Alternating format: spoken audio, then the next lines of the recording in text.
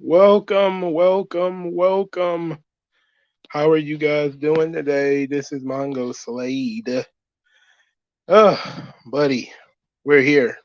Uh, Today is Sunday, so it's a live stream Sunday. You know what that means? It means we talk about something other than wrestling. So today we got because we didn't do one last week, we got really a lot of stuff to talk about tonight, but I'm kind of going to breeze through it because I don't want to spend too much time on it. But we got to talk about Twisted Metal, the TV show that I watched. I didn't take any notes. As a matter of fact, I think I did take notes, but I probably threw my notes away because it was like 2 weeks ago. Um, we're gonna talk some manga, some anime. We're also going to talk about Batman the animated series. Going to talk a little bit about Power Rangers Time Force, which I have watched a little bit. Um, so we're going to go through it. I see some of you guys are actually watching Twisted Metal. Uh, this will be a spoiler, but it's not going to be like a spoiler free, I mean, it's not going to be a heavy spoiler. We're not going to go through and blast everything out of the show and make it not watchable for people who don't want to watch it. I mean, for people who want to watch it. But for people who, have very little interest in the show, we're going to talk about it. And I think WG Phil is the one who asked me about Power Rangers Time Force. I I watched the first 5 episodes of Power Rangers Time Force, and I probably will be finishing it because it was a pretty solid show. So I'll be giving you my thoughts on the first few episodes of Power Rangers Time Force. Um, Batman the animated series. I got into I think the 50s before I started kind of losing interest, but we'll see. Everybody's been telling me about Power Rangers Time Force and that I should, watch it. And since it was on YouTube and I don't have to go out and search for it, I was like, all right, I'll take a look. I have to say it did start out pretty solid. It did a really good job of setting up everything in the first couple of seasons, in the first couple of episodes. So I definitely will be continuing. But again, happy Sunday, everybody. AJ3, Mose, Tim Talks. How you guys doing? How's God treating me? God is treating me very well. I am still here and I'm still breathing. I'm not sick anymore. I was shitty for like 3 days last week. The first 3 days last week, I was hopped up on uh, uh not pain meds, but cold medicine. That stuff almost instantly knocks you out. So I was just like constantly drowsy, and it was. I think it came across kind of in some of the reviews. Like when I went back to listen to them, I was kind of drowsy in some of them. Like I was powering through it for sure, but it was clear that I had something going on. So let's get into Twisted Metal. But first, AJ3 says, "What are my thoughts on the Batman TV show from the '60s featuring Adam West?" Uh, in the episodes that I did see, it was okay. It was very campy, very cartoonish, very much for children. Um, I feel like I'm kind of borderline on the Batman thing, where I kind of prefer Batman to be a little bit more dark, you know, and not having the darkness doesn't help me very well, you know. But it's still a solid show. It's a good version of Batman, I think. Now let's get into Twisted Metal. Black Saiyan 97. How much screen time does Samoa Joe have as Sweet Tooth? Well, here's the thing. I honestly had an issue with the amount of screen time that he had because initially it wasn't a lot.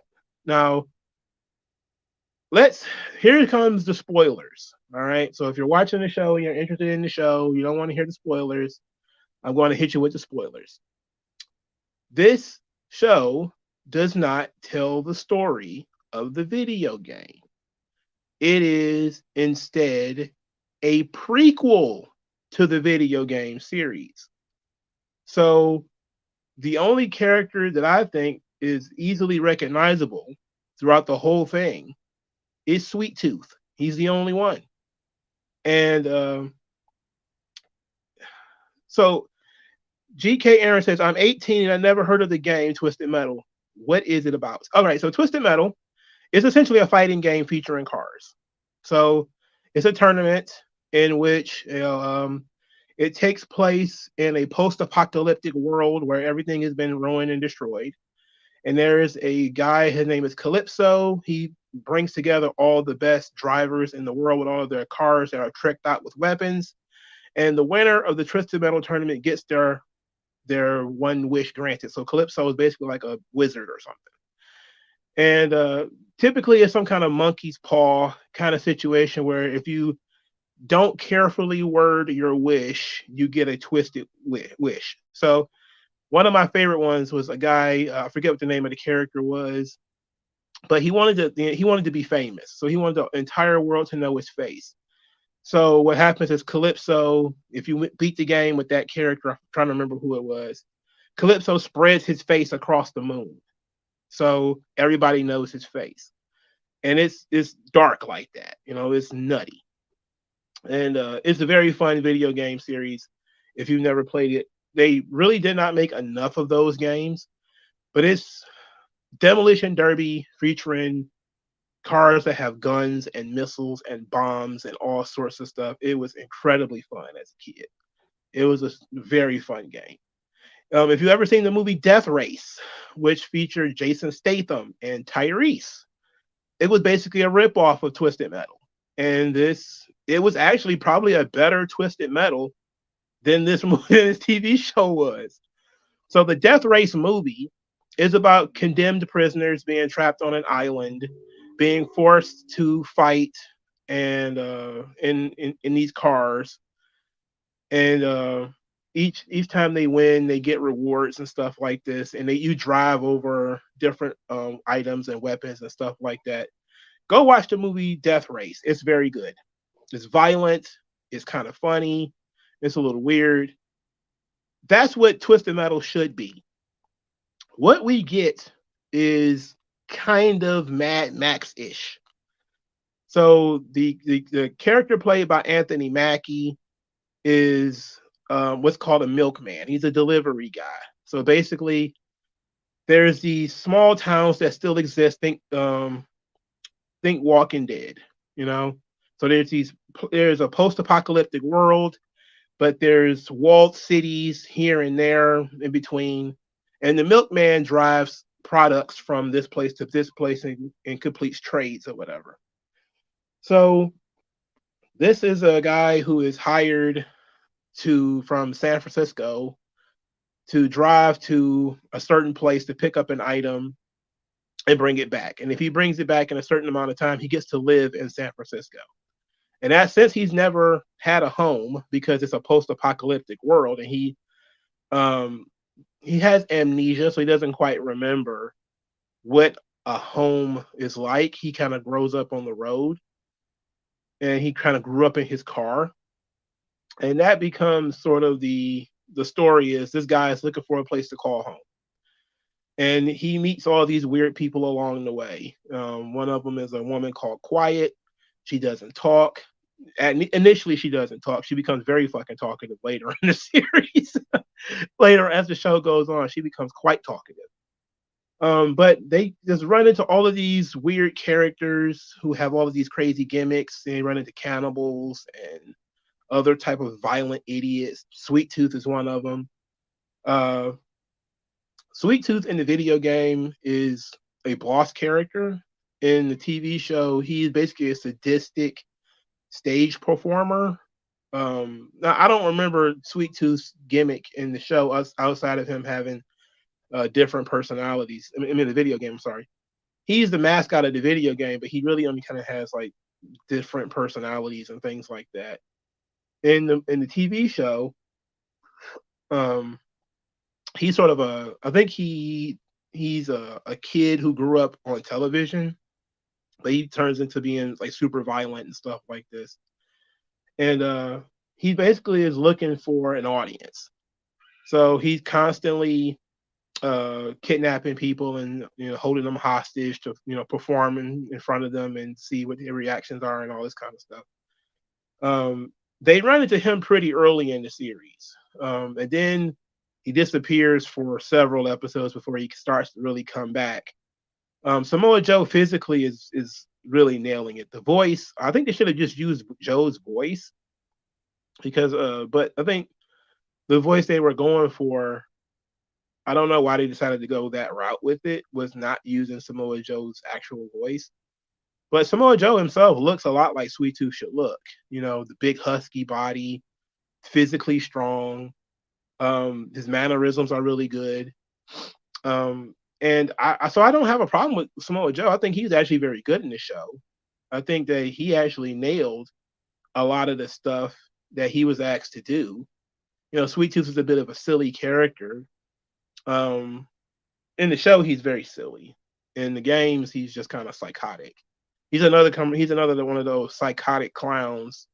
You know, like the Joker or the guy from It or whatever. So it comes from that same school. He drives an ice cream truck, which is humorous. It's humorous. But you have that. That's sort of your setup. Is that Anthony Mackie's character is a milkman. He's a delivery guy. He drives from here to there, and the initial story is that he's looking for a place to settle down and go home.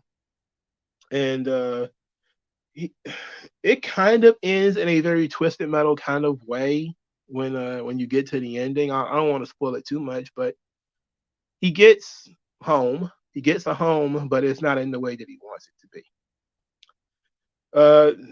AJ3 says, and wasn't Sweet Tooth's head supposed to be on fire? Yes, and they do set Samoa Joe's head on fire later in the series. So later in the series, it becomes Samoa Joe's head gets caught on fire. Uh, in terms of the storyline of the show, a lot of the characters have different emotions because they have different motives. The quiet character, her and her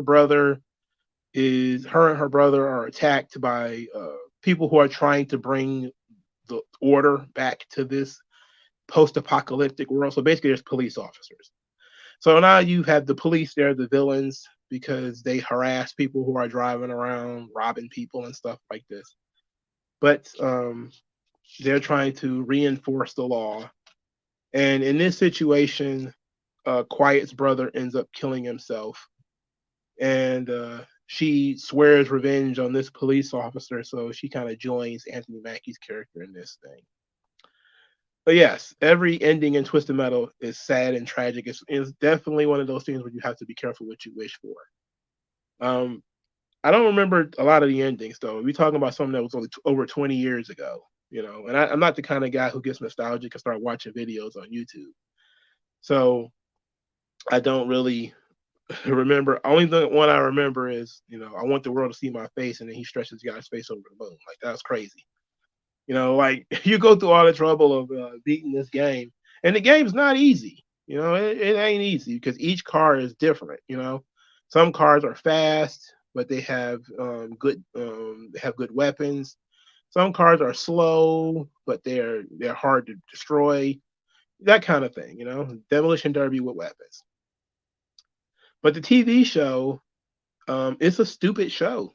Like, it's just dumb. There's no you are routinely reminded that of what the plot for the show is, but it's basically just a series of random events start to happen to these two characters as they're out on the road.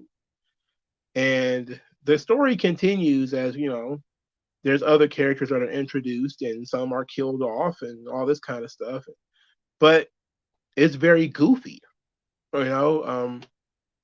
You run into cannibals, ex-girlfriends, and all this kind of stuff. And it's dumb, but it can be fun. Some of the jokes are actually funny, believe it or not. Some of the things that actually occur to some of these characters are actually humorous. There's a lot of humor in the show. It's a lot of humor. It was far more humorous than I thought it would be. They were a little heavy-handed with Sweet Tooth, I think, and making him a humorous character. I think they were a little heavy-handed with that. I probably would have taken him a little bit more seriously, but you certainly can't, take him for a joke. You know, like he's fucking serious and he's out here murdering folks. And it's pretty wild. It's very violent. It's a very violent show. Um, Surprisingly enough, there's not a lot of sex in it. There's one episode where basically this, I guess, you know, quite a bit of sex, but it's really only one episode where that has that much sex in it. Um, I think that if you turn your brain off and just watch it, you'll enjoy it. If you're trying to figure out, if you go into it the way I went into it initially, which is this like the video game? The answer is no, and you'll be very disappointed because something bearing the Twisted Metal name should be like Twisted Metal, the video game series. But then when you get to the end and you figure out, okay, it's a prequel, you're like, okay, now I'm kind of more involved. It makes more sense now because at the end you find out that the entire mission that Anthony Mackie's character was sent on is a test because the mayor of San Francisco wants him to drive for her in the Twisted Metal tournament. So that's the spoiler. That's the whole thing. You know, she wants him to drive for her in this tournament.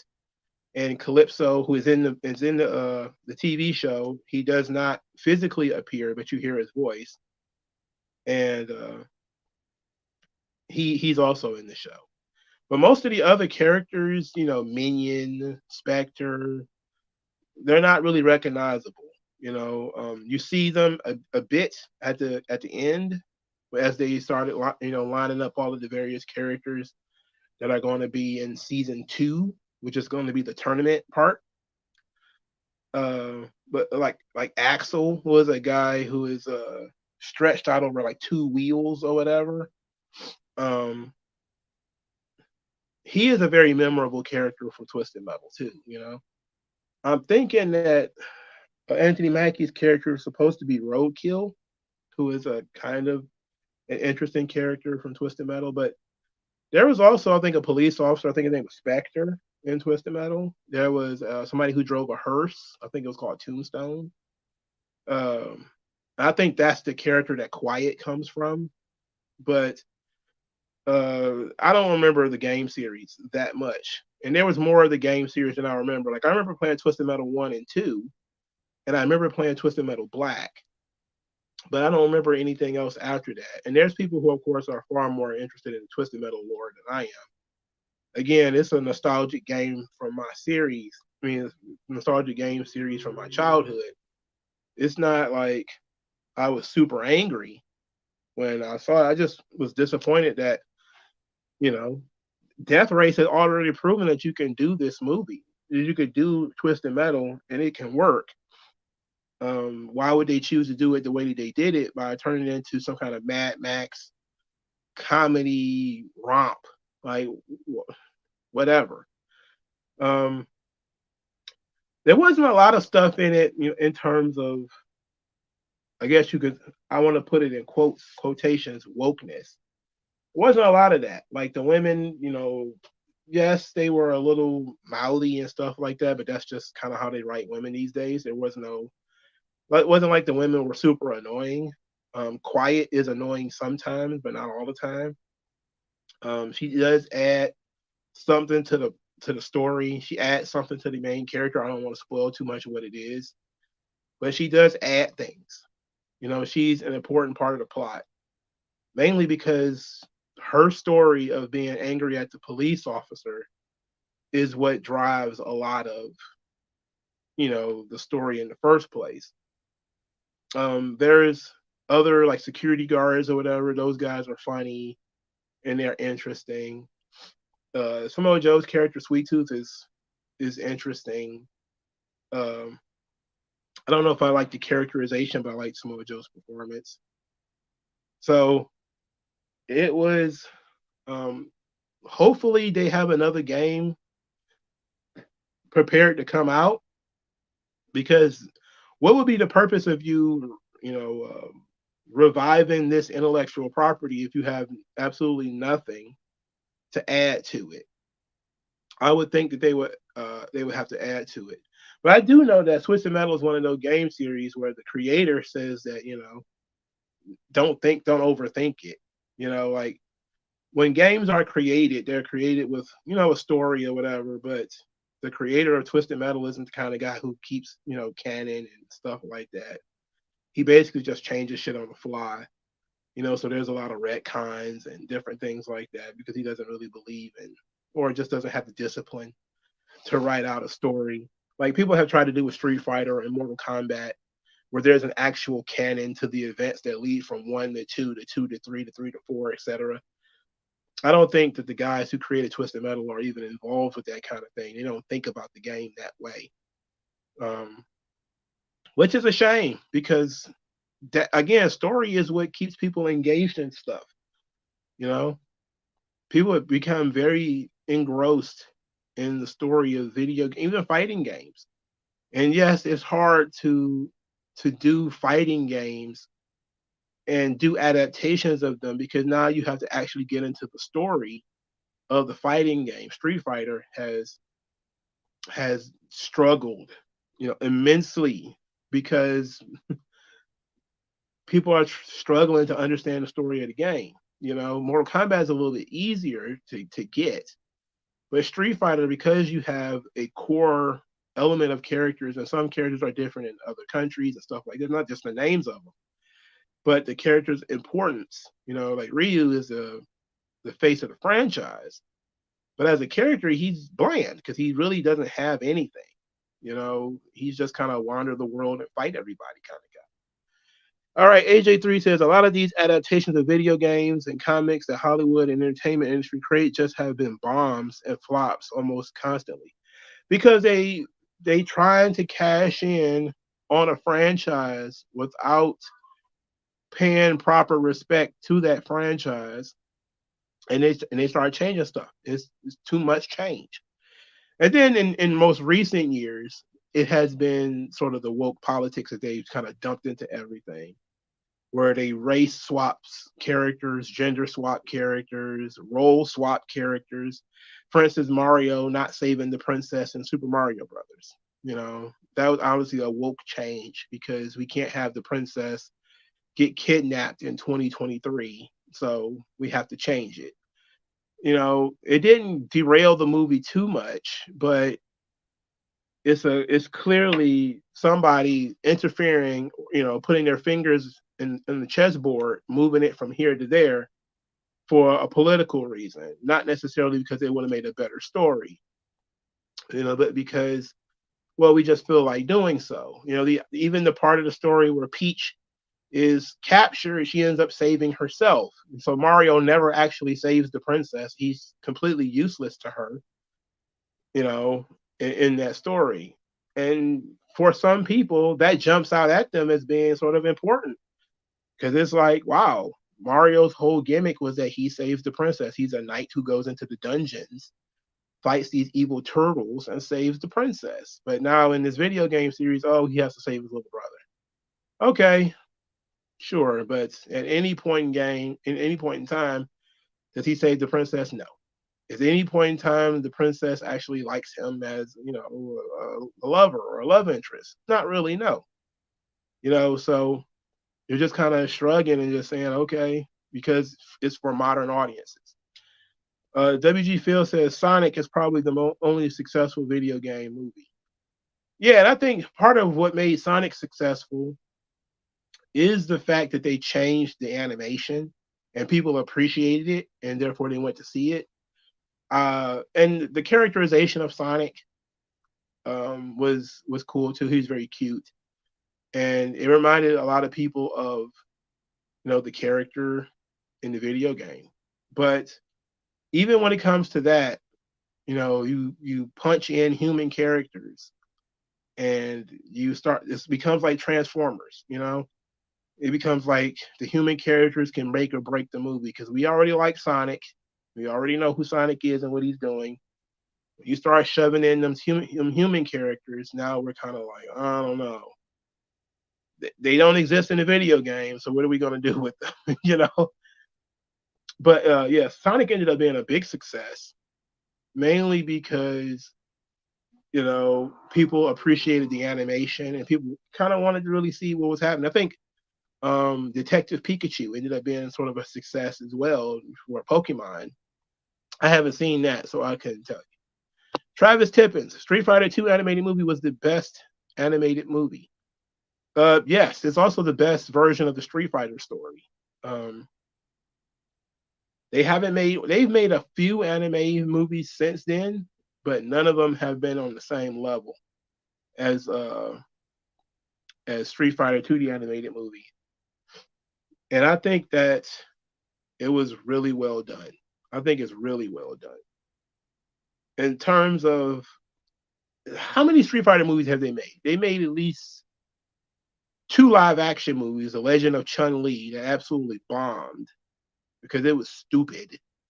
It was a stupid. And the original Street Fighter movie, which had Jean Claude Van Damme, who was like Belgian or whatever, as an American hero Marine, just because he was a white guy. It's like, oh my god, we couldn't find another one of these generic white dudes. Like this was the era of Power Rangers, and you could have found halfway decent. Now that maybe it wouldn't have had the muscle definition of everything of Guile, but we could have definitely have found a white American actor who knows martial arts who could have played Guile in Street Fighter, but we had to go with Jean Claude Van Damme, and nobody could understand anything he was fucking saying. And then you had the crazy Mexican. Was he Mexican or something like that? That played Bison. That was very weird. It was stupid. But Street Fighter 2 Alpha, the animated movie, was actually pretty good too. But it was not, Street Fighter 2, the animated movie is phenomenal. It's top shelf material right there. Or at Cosmo, they revived Twisted Metal as a TV show because it's established and will make money. Video games and Marvel DC comic book content are the norm now. I agree. I think that they IP farming pretty much everything that they possibly can. They're very rarely creating anything new. And anything that they create that is new, they are cutting it down pretty quickly. There are a lot of shows like they revived old TV shows now. Like they just brought back Justified. I haven't watched it yet. I heard they bring a Futurama back already. It's like how many times have they revived Futurama? And you see this stuff and you're like, they're not taking a chance on anything new. They're just going back and creating whatever old IP exists. They just put out a Gran Turismo movie. But Gran Turismo was a video game when I was younger. You know, I wouldn't be. Then they do a Need for Speed movie too. So we're just kind of looking at things and shrugging. That's why we have a new Teenage Mutant Ninja Turtles movie because we can't create anything new. So it's best to just go back in the past. No, last known good. This franchise works. This franchise makes money, or this franchise hasn't been touched in a while. That's the Twisted Metal factor. Something like they keep making Resident Evil TV shows and movies and stuff is because they know the franchise is very, very popular. And Capcom doesn't give a fuck if you bastardize Twisted Metal. I mean, not Twisted Metal. They don't make Twisted Metal. If you bastardize Resident Evil, they don't give a shit. You know, back in the days, people used to actually care. Like interestingly enough, like Akira Toriyama was so offended by the Dragon Ball live action movie. That's why he created Dragon Ball Super. Because he was so offended. He didn't want Americans thinking like, oh my goodness, this is it for Dragon Ball. You know, and it seems that in the United States they can do a good job of paying you to shut the fuck up and not complain, which I know is in some of these contracts is that as a creator you sign off on pretty much everything, and then you are not allowed to criticize the product once it comes out. Um, they've gotten on a couple of people who have complained about product after it came out because of changes that were made or whatever. So they're basically buying your silence, and some people just don't really value their intellectual property. I think the Twisted Metal guys, they don't give a fuck. They probably just don't care. But the Mortal Kombat folks do. So they want to be a little bit more hands on. And I still think the Mortal Kombat movie made a mistake by introducing characters that are not in the game and having that be the main character. I don't know why Hollywood insists on doing that. Changing too much of the lore, or adding things to the lore that are not necessary. You know, some of that stuff because Hollywood they just have that. I think I called it before that they are very entitled.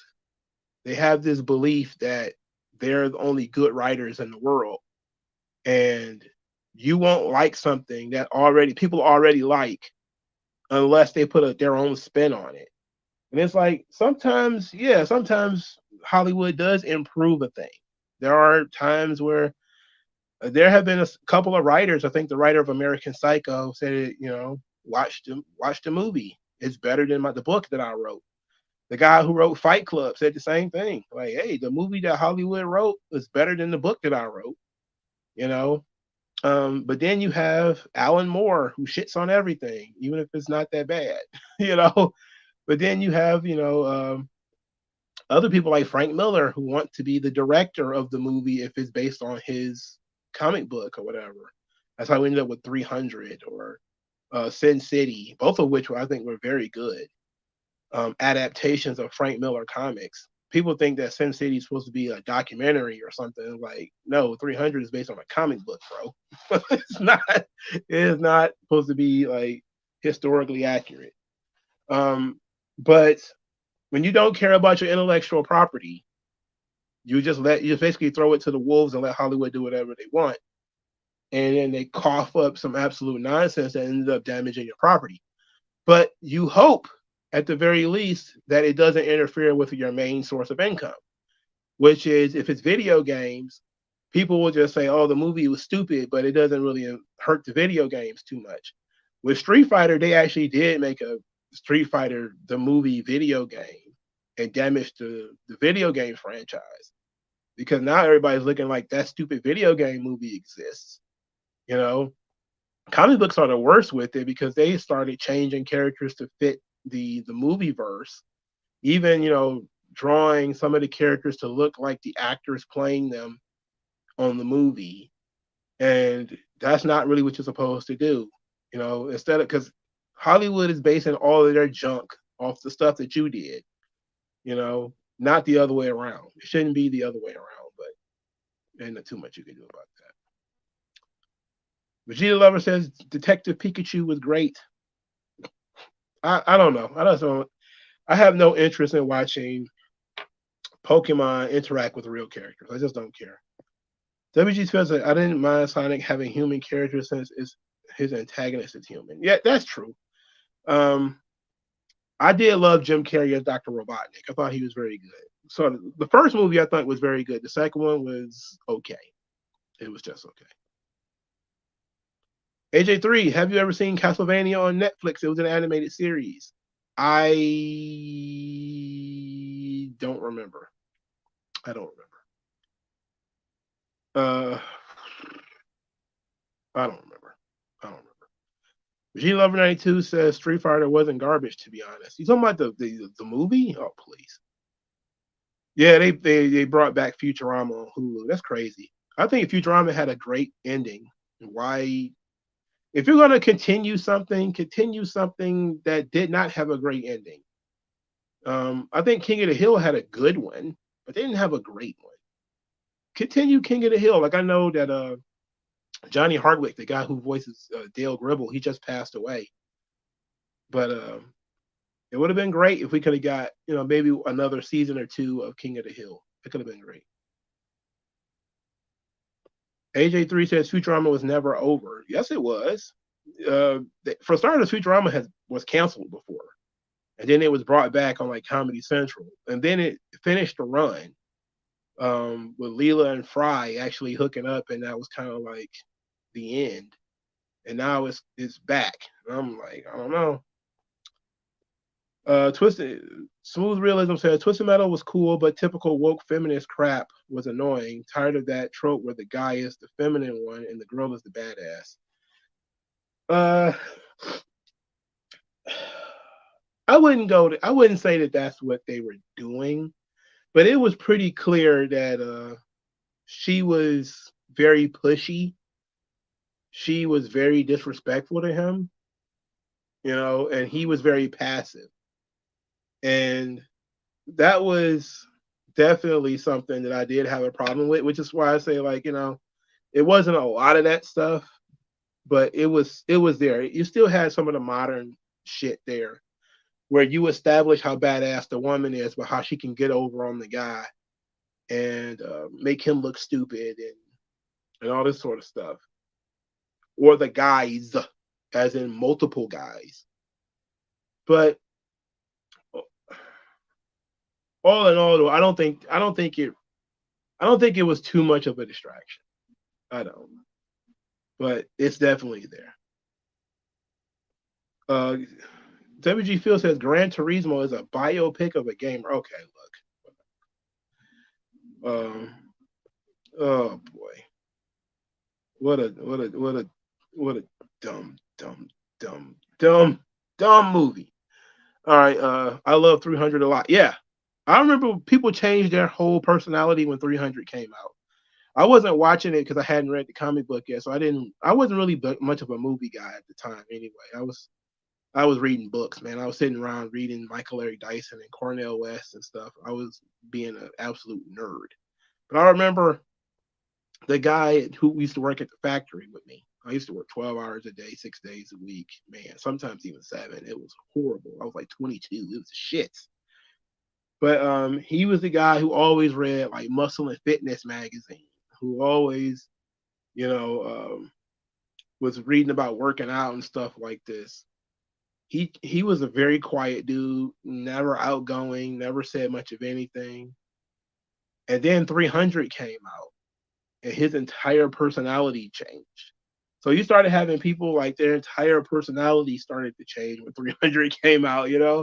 Like it became that big of a deal, you know. But when I eventually saw it, I understood why. The quips, the one-liners, all of them are straight out of the comic book, by the way. This is Sparta. Everything is like straight out of the comic book, so it's very good. AJ3, did you see The Spirit? Frank Miller directed and produced that too. Yes, I did see The Spirit. Um, boy, I saw The Spirit for one reason. One, I was familiar with the character from comics. I don't have any Spirit. I do have some Spirit comics now, but I didn't have them any at the time. But I went and saw it because when I started really getting into movies, I had almost like one virtual rule. If Samuel L. Jackson is in it, I will watch it. So if it had Samuel L. Jackson in it, I was going to watch it. And therefore I saw him in The Spirit, and so I saw The Spirit. It was okay. I think he hammed it up a little too much. It was a little too comic booky for my taste. But I like the style that it was made in. It was made in the same style as 300, which I thought was very good. I like that style. I wish that it had been played a little bit more seriously and not as jokey, because it was a really fun movie. Vegeta 1192, I heard that King of the Hill was coming back. Yeah, I heard so too, because when they revived Beavis and Butthead, that's when I heard that they were coming back with another King of the Hill, but who knows now. AJ3 said Agents of S.H.I.E.L.D. has the same trope too. I never really watched Agents of S.H.I.E.L.D. I watched Agents of S.H.I.E.L.D. for one episode. That was the episode where they had Ghost Rider, because I wanted to see how they were going to use a new Ghost Rider in the TV show.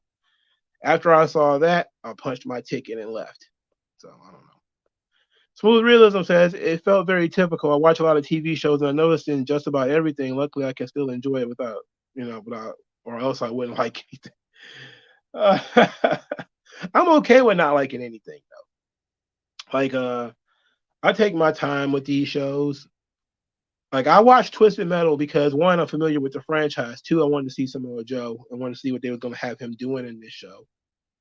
And I watched the first episode and I was like, I'm not going to watch any more of this shit. And then I watched the second episode and I was like, okay. And next thing I know, I watched all of it.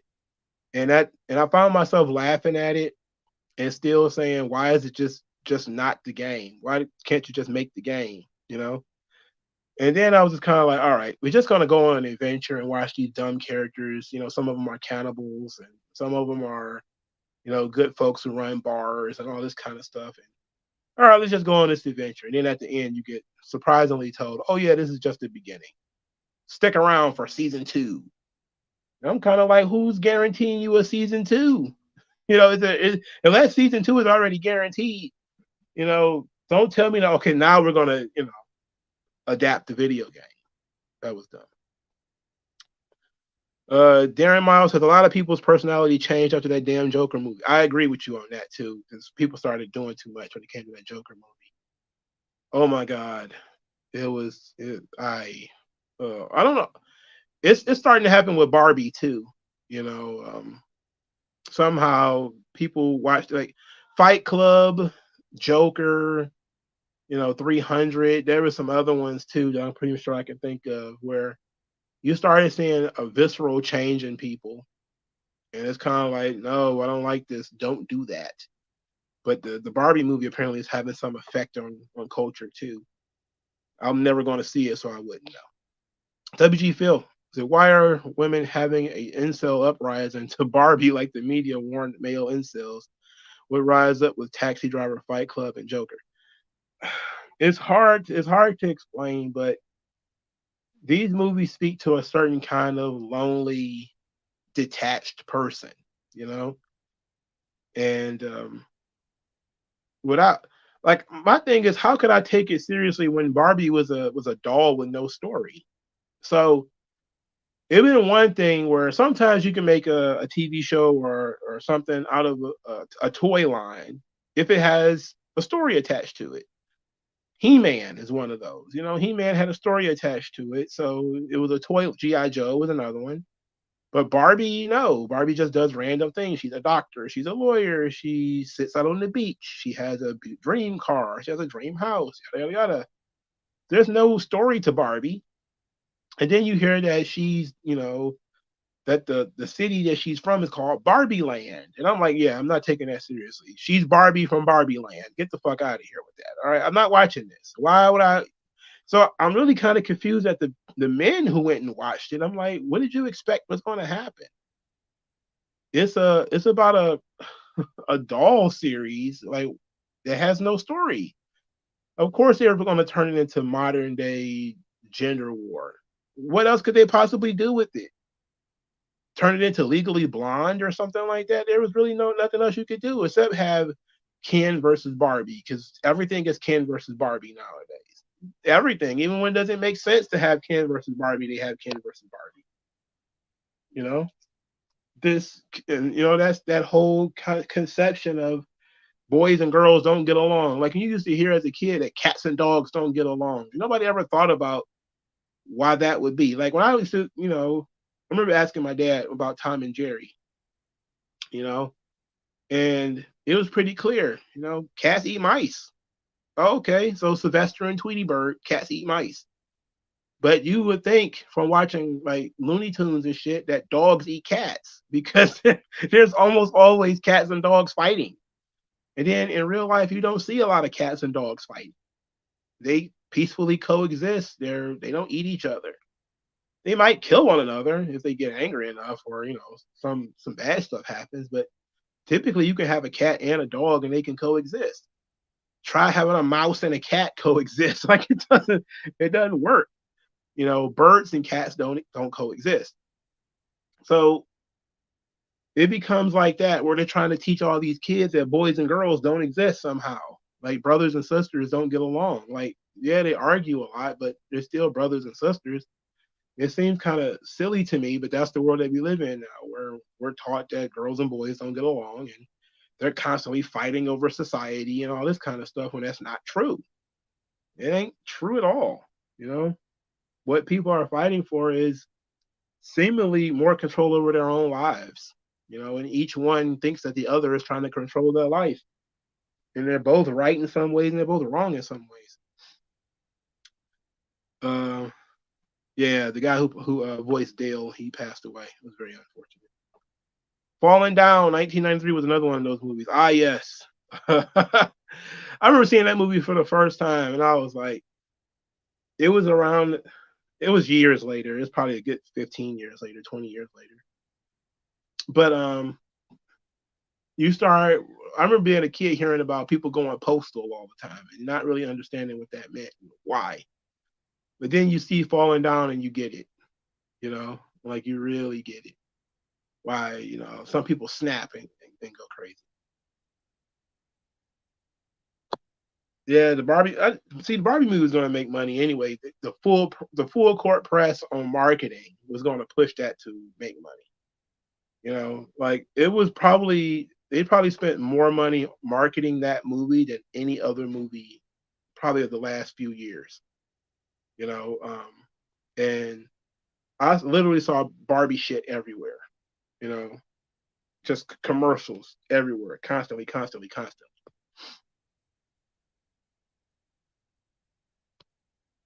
Apparently, women are mad. Men are making Ken a Joker and Fight Club idol. Well, that's just them trying to subvert the movie. You know, they don't realize when they kind of being trolled a little bit because a lot of guys are taking the Ken character and trying to use him to subvert the Barbie role. You know, but again, without seeing the movie, I don't know, and I don't understand why a man would go and see it. You know, it's just like there's probably nothing there for you, bro. GK Aaron, everything in Barbie movie that didn't have Barbie, the characters in it was actually pretty funny. Will Ferrell and Ryan Gosling were the best parts. Um, Smooth Realism says, I'm not gonna lie, American Beauty, Curb Your Enthusiasm, and Fight Club had an influence on me to keep it more real. American Beauty, uh, I think that really stripped away some of the some really interesting bits there about men not having any confidence and being walked over and what it takes to, regain control over your life. And those kinds of things do typically inspire people is when you've had enough and it's time for you to face your quote unquote oppressor, whoever that may be. And it's often the wife or the husband or the boyfriend or whatever. And you do so with aplomb, with humor, like the way Kevin Spacey's character was taking the piss out of Annette. Is her name Annette Bening in American Beauty, where he basically confronted her about all the shitty stuff that she says and does, and she basically confronts him about destroying his dreams and destroying his life and all this kind of stuff. That stuff can be inspiring. You know, he starts working out, going to the gym, but he does it for a very creepy fucking reason because he's obsessed with some teenage girl. But when people enjoy watching other people regain control of their lives after they've seen that they how little control over their lives they actually do have. AJ3 says why that's why I pitched the idea of why not just call this America and get rid of the United States and just call it America, like when you say just call us black and not African Americans. I don't understand. What do you mean by that? You have to break that down a little bit on me. Arthur 451, have you seen Batman Beyond? If so, what's your opinion about it? I have not seen enough Batman Beyond. To be quite honest, I was always kind of on the fence about Batman Beyond because I'm always weirded out by Elseworld stuff, and it was kind of like I don't want to get too attached to things that are not canon, things that don't matter. Um, it was ultimately, I probably will end up watching it eventually, but to me, it just kind of felt like it's there if you like it, but if you don't like it, then you don't have to watch it. And so therefore I chose not to watch it. You know? Um WG Phil says, I don't mind having a female movie. I just want Mattel to keep the same energy of a hyper masculine He-Man or Hot Wheels. They won't. See, my problem with Barbie was one single problem. Is that every movie is Barbie. That was my issue. Every movie is gender war. Every TV show is gender war. If it was the only thing ever of the last 5 to 10, 15 years or whatever that featured men and women fighting over society, it would stand out. But when it's one of the 100 movies and TV shows and commercials and comic books or whatever in which men and women are fighting over control of society, and I'm just like, oh my god, it's so fucking boring. This plot is so stupid. Every TV show now is girls fighting because girl power and guys being the patriarchy. And oh god, now Ken has found out what the patriarchy is after years of not knowing what it is, and he likes the idea of being a patriarch and men running society. I'm like, oh, why? Literally, I don't know what else you could have possibly have been made. What you could have possibly made. If we're being honest, but like, why even entertain that? I don't feel like that's something I even want to get involved in. So I chose not to watch it. I'm not going to. Darren Miles, Toy Story 3 Barbie was better. I watched Toy Story the first one. I didn't follow the rest of them. I don't know how many Toy Story movies there are. I know I remember being a kid and really liking the first one. But I didn't bother to go out of my way to see the other ones. Like saying 97, what watch along are you gonna do next? I'm thinking maybe it's gonna be an ECW show. I don't know which one though. But I'm thinking it's gonna be an ECW show. So it's gonna be probably second week of September. And I'll probably look and see what event will probably be on at that time, and I'll probably watch it then. But I can't tell you right now. Like the one that I chose was random. Like it was legit. I was scrolling through the network and saw it and was like, you know what? I've never seen this before. Let's go watch it. So I may do that again. But I also want to do like a TNA show. I think I did a TNA show before. But I do want to do a TNA show too. I just kind of want to avoid doing like Attitude Era stuff because everybody watches those shits and everybody talks about that stuff. So we'll see. Smooth Realism says Barbie sounds like Velma. Considering ultimately, I don't know the difference between the two. Like if Velma just had like a detective agency and all she did was go around and solve like, supernatural crimes or whatever, or hunt monsters or something, she's a ghostbuster or something like that, then fine. But again, it's a movie where we have to talk bad about the boys, and we have to talk about the boys are stupid and they're just rich and stuffy. They have no real personality. Yada, yada. It's like, come on, who the fuck wants to keep like? That's when you need to understand that what you're dealing with is a religion, and it must be reinforced every single time. And the point isn't to entertain, is to humiliate and demean you, not the characters. So you're supposed to see yourself somewhat in some of these characters. So they'll show you the characters that you're supposed to be, that you think is cool or whatever. Then they will go out of their way to completely and totally denigrate and destroy that character. So what you ended up having is people who started falling in love with Gaston from Beauty and the Beast. And so you'll see all of these people try to. I even seen women. Gaston was the real hero of Beauty and the Beast, and it's like, Gaston is a simp who chases a chick who don't want him into a castle and ends up getting killed. He is not the hero of this story. He's an idiot. But you can't tell people anything because now everything has become gender war. You know, and anything that approaches quote unquote alpha male, you're supposed to just absolutely fall in love with it. But instead, it ends up making you look silly because you identify with a character that was written to be silly and to be killed off or whatever. So it's like, what was the purpose of you going out of your way to identify with a character that nobody likes, is meant to be the bad guy in the story, and so they're doing it right now with Ken. He's supposed to be the heel of the story, and everybody's kind of like, he's totally me.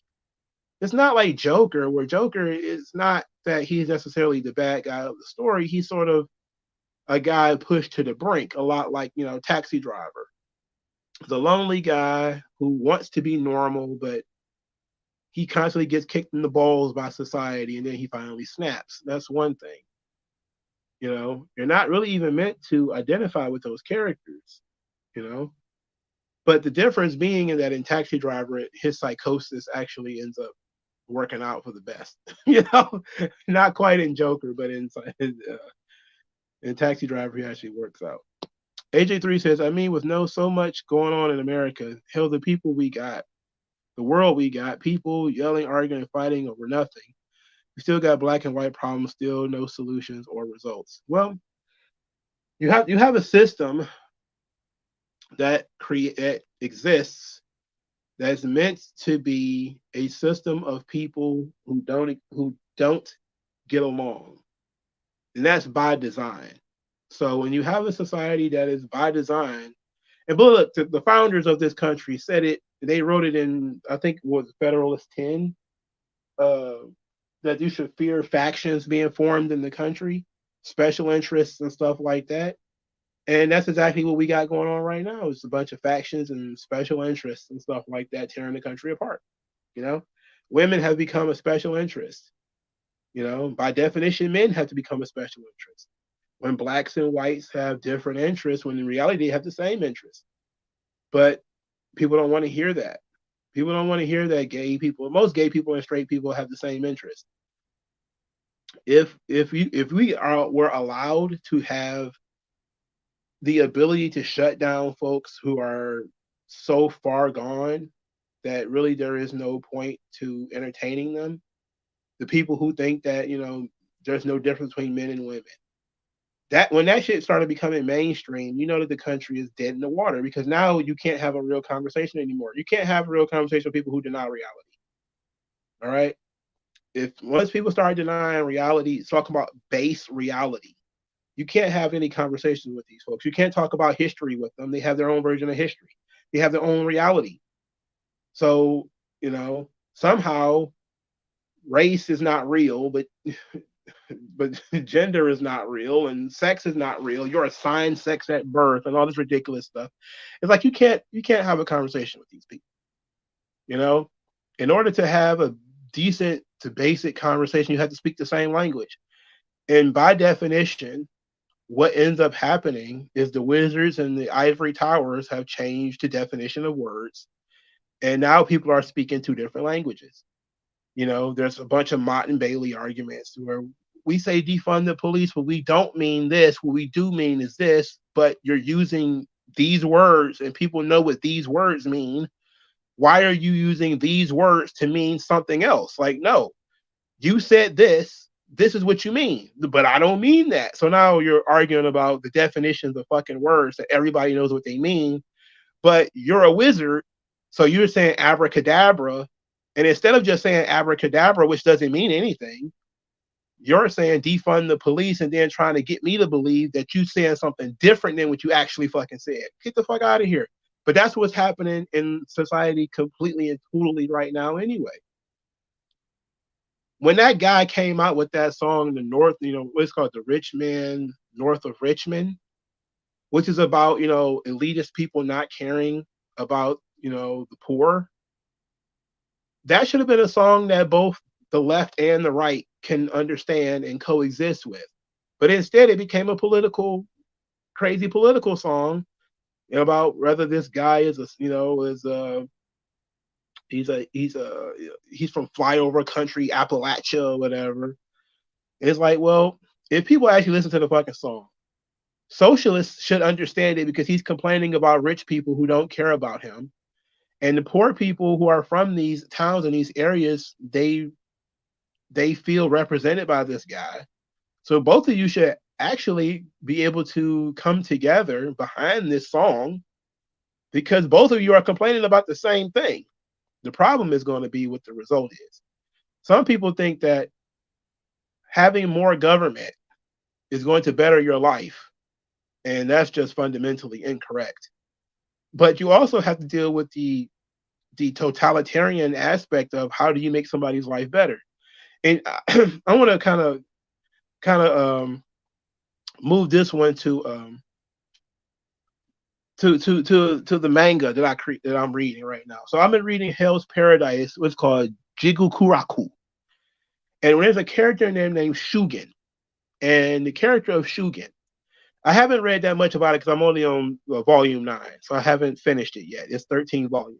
I just finished. I just bought all the volumes over the last 2 days and just spent the last couple of hours reading the last 2 volumes. But Shugen as a character, he executed the entire clan of like bandits or something like that.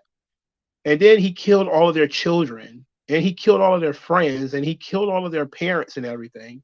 And his reason was if you are a product of your environment, I have to kill your environment. That means everybody who ever had an effect on you, I have to kill them because the corruption that caused you could spread to others or was created by all of these people that I've had to kill. So he even killed the children because he didn't want the corruption to touch those children. And he did it with tears in his eyes. And you have to realize, like, when you think about that shit, and people start saying how folks are a product of their environment, think about what that means. It means that in order to stop people from being criminals, we have to change their environment. Okay, so what the fuck does that mean? Oh, well, we have to fundamentally change the laws. And then we have to fundamentally change, of course, their environment. So we have to change all of the institutions. That means the hospitals. That means the bus services. That means the schools. And this is revolutionary thinking here. But it's also totalitarian. There is nothing that is not considered part of your environment. Are you going to start choosing these people's friends for them? Are you going to start choosing who they have sex with? Are you going to start choosing what kind of foods they eat? Because they want to do that too. There's no end to it. But there's people out there who truly believe that the only way for you to save somebody is to change their environment. It's like, no. 100 people eat fucking Frosted Flakes. If one person decides that he's going to snap and stab somebody, you can't blame, what was it, Kellogg, because, this guy ate Frosted Flakes, so it must be the Frosted Flakes fault. It's like, no. Well, all these people are criminals. They all went to public schools. It's like, yeah, you could probably fix the public schools, but at the end of the day, you have to punish the criminals. You can't punish the environment because what the fuck does that mean? There's a million things in the environment. You don't have to manipulate the entire environment, and people still going to make the decisions that they want to make. Like nobody has ever solved crime to the point where we've controlled every single element of somebody's life from birth to death, and they did not commit a single fucking act of crime. Like you are giving yourself godlike powers at that point. Even God allows you to make bad decisions. The government doesn't want you to even do that. But it's a very weird situation. I don't know how I got off this subject. Never mind. WG Phil says we need an SVU pop culture stream. You see, no, because SVU got terrible. SVU was some of the biggest feminist, just absolute tripe and propaganda possible. It's an awful show. Like, well, I tried to watch a new episode of Law and Order SVU because my brother still likes the show. And I just look at it and it's like, bro, this show is getting worse and worse and worse, bro. It's beyond the pale at this point, man. Like this show is not even anywhere near what a real legal system will look like. Like, of course, they like Law and Order SVU and the criminal intent and everything. They're always going to stretch and bend things a little bit so that the bad guys can get punished in the end. But then you started just having like the most bizarre things, possible.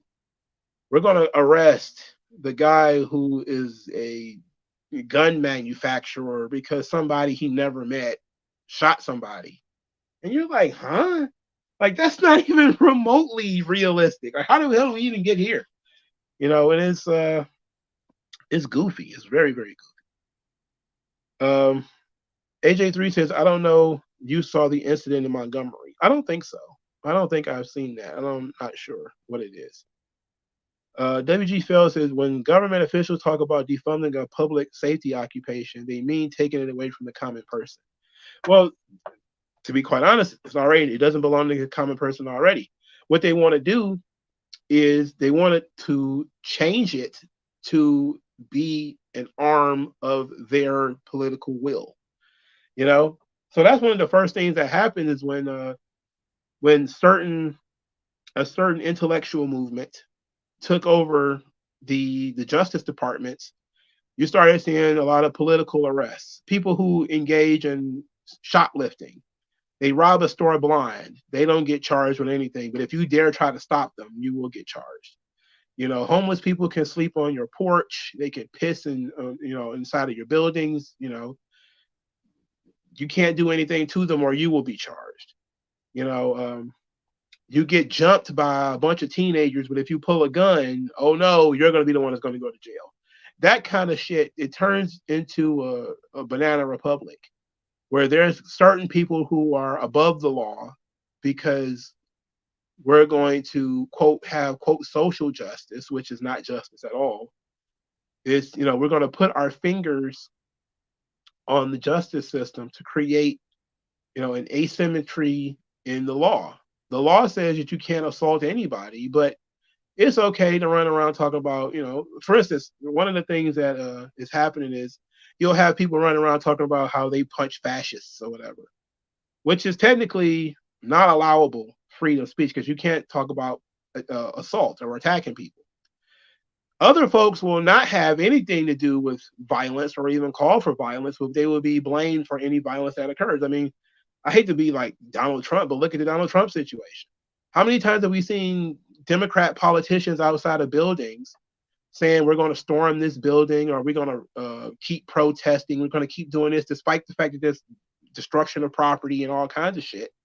Nobody ever gets charged with anything.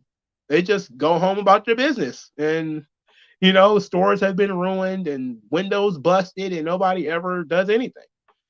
Donald Trump says, hey, go out there and protest. Now he's got to deal with this shit for years and years. And people are saying he tried to have a coup with like a bunch of grandmothers and no weapons. Like, no weapons found at all. And it was a coup. Like, come on, man. And so when you have that kind of stuff, whether you like Trump or not, nobody can come up with a decent argument of how you can have a coup of this country. You're going to overthrow the government with no weapons and a bunch of grandmas. It literally doesn't make a lick of fucking sense. But when they start talking about defunding the police, what they mean is they want to control the police force. They want to decide who gets arrested. They want to decide what a crime is, who the criminals are. The real criminal is the guy who is, who's selling merchandise out of his small business. So if you get your windows busted and your place looted, you're the real problem because they wouldn't be stealing if you didn't have more than they did. So it's your fault, So they can go in there and steal all your Ivory soap because how dare you've got so much. You can afford to, lose, $1,000 in deodorant and soap and shit. They just don't, so it's dumb. And then you ask a simple question of who's going to invest in these neighborhoods if you just allow wholesale stealing. That there is no answer to that question because they don't care about that part. They'll just say we need to have government funded supermarkets, and they'll probably end up creating government funded supermarkets because you've run out all the private ones. You're going to have government funded stores, and then they're going to get to decide who gets the loan to open the store and who gets that property and all this kind of stuff. And you already see what these conversations go. When they say, why are you destroying your own neighborhood? And they say, we don't own shit in this neighborhood. This ain't ours. Okay, so you've already, and people go on television and say this stuff and don't get arrested. So that should tell you right there that the situation is they don't think the right people are in control. And look, it's not just a black American, white American thing. Take this stuff international. It happened in Nigeria. No, it wasn't Nigeria. It was Kenya. Or was it South Africa? It was one of the two. No, in fact, it was South Africa, where the Nigerians were run out of the country because they owned a lot of businesses in a certain part of South Africa where a lot of black poor people were, and they ransacked them and burned the places and all this kind of stuff and chased them out. And those people were the same skin color. And I think the same thing happened in Kenya, where the Nigerians were run out of there too. It's like when you start having the communist, socialist style religion pumped into the society that makes you hate people because they're more successful than you are. It does not matter at that point whether they're straight, gay, Christian, Muslim, black, white. It does not matter. The only thing that matters is you have stuff that I don't have. I should have the right to steal. And then the government comes along and says, you know what? You're right. You should be able to steal. And then you go and steal. And then those people close up shop and they leave. And now you've stolen everything, or you've stolen as much as you could, and you've ransacked and burned as much as you could. And now you're sitting there with your dick in your hand and you have nothing. But the state's happy because now they, you got to act out your anger without thinking. And that's really what's been going on in places like Detroit for years and years. It has been a government of people just allowing you to go out and act up, not really putting their foot down. And now it's even worse than ever in places like Seattle and San Francisco. And, I don't, if the taxes weren't so high, I don't see how those places are still in existence. Smooth Realism says we're way too divided. Norway citizens had the same common goal and took over their country from their oppressors. Now they stand as one of the best countries in the world. But for how long? Before they start importing a bunch of Arabs who are not, don't have the same common goal, don't have the same religion, don't speak the same language, and don't have the same economic outcomes. Look at Sweden. Sweden brought in a bunch of Arab Muslims. And it's not even that the fact that they brought in a bunch of Arab Muslims. It's the same problem of you eating one slice of cake versus you trying to eat the whole cake. You can bring in select number of Muslims. They'll come in, they'll learn the language, they'll come to appreciate your society, and they'll be functioning members of your society. But when you have 10,000 come in at one time or some shit, now they're just going to create an enclave in which they speak their language here. They'll never learn yours.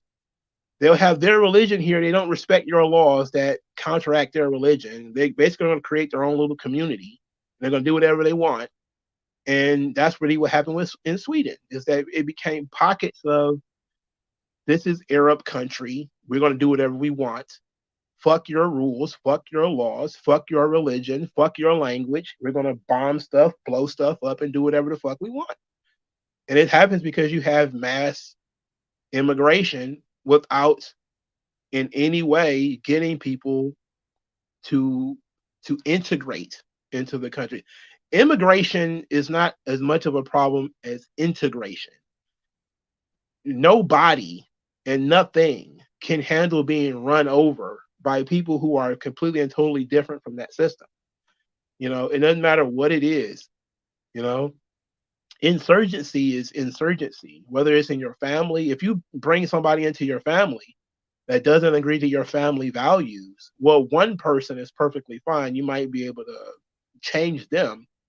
But if, it's 100 people you're bringing into your family, like if you're a middle-class family, let's even say black family, but your daughter wants to date some hood dude. And now, they show up to the barbecues. They're loud. They're playing Moneybag Yo. Your neighborhood association is like, no, stop. What are you doing? But there's too many of them. They're not going to integrate into your system because you've got 50 different cousins and brothers and people who are coming straight from the projects or whatever. And they're walking around with no shirts on. They're smoking weed in front of the house. And they're driving drunk. and they're, smacking their wives, and their kids are dirty with the nose runny and the hair's all knotty and everything. And you're like, what the fuck? How can we live this way? It's like, yeah, it does not matter what they talk different, they're educated differently. It won't work. It will not work. It will tear your family apart. There's going to be people who are going to sympathize. Oh, she loves, Ray Ray. It's not going to be that big of a deal. Pookie is a good guy. As long as he's not in jail, as long as he doesn't drink, he's okay. Or you just want to impress white people, blah blah blah blah. But it's completely and totally disrupting your social circle, your social system, which you took time to build, and you just bring in all these people who have no respect for it, don't care about it. It doesn't matter whether they speak Spanish or they're Arabs or whatever. Again, certain things are true regardless of the minute differences to whatever situation you're going to apply it to.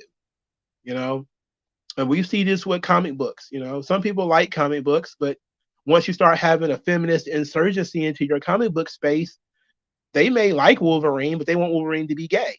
So now we're going to have this full court press to make Wolverine gay, or to make Wolverine, Cyclops, and Jean Grey into some kind of threesome where they're all having sex with each other. And you're like, how did we get here? Well, you got here because you brought people into your social circle who didn't really agree with what you were doing. And they fundamentally want to change it. And there it is. So it doesn't matter what it is. So when you talk about what Norway has done or will do, I always say it's for now, because all the European countries are having the same problem. They're not having any fucking babies. So they're importing all the Muslims who have a bunch of babies. They're showing up, 10,000, 20,000, 30,000 at a time. They're taking over entire neighborhoods. They speak a different language. They don't understand the rules and the laws. They don't care. Once there's so many of them in the neighborhood, they don't give a shit. They can create their own rules and laws at that point. There's plenty of Muslims driving around smacking women for not wearing hijabs, or beating up the boys for having alcohol because they're very strict Muslims over here and all that kind of stuff. Once you start having those kind of problems, you can't go back on that. So your best bet is to find a way to integrate people, and you integrate people a little at a time. One at a time, two at a time. And I'm not saying you obviously you're not going to have a really bad situation and you only bring in two Mexicans, but it can't be that you fundamentally change a neighborhood overnight and then think it's going to work out. It's not. It just won't.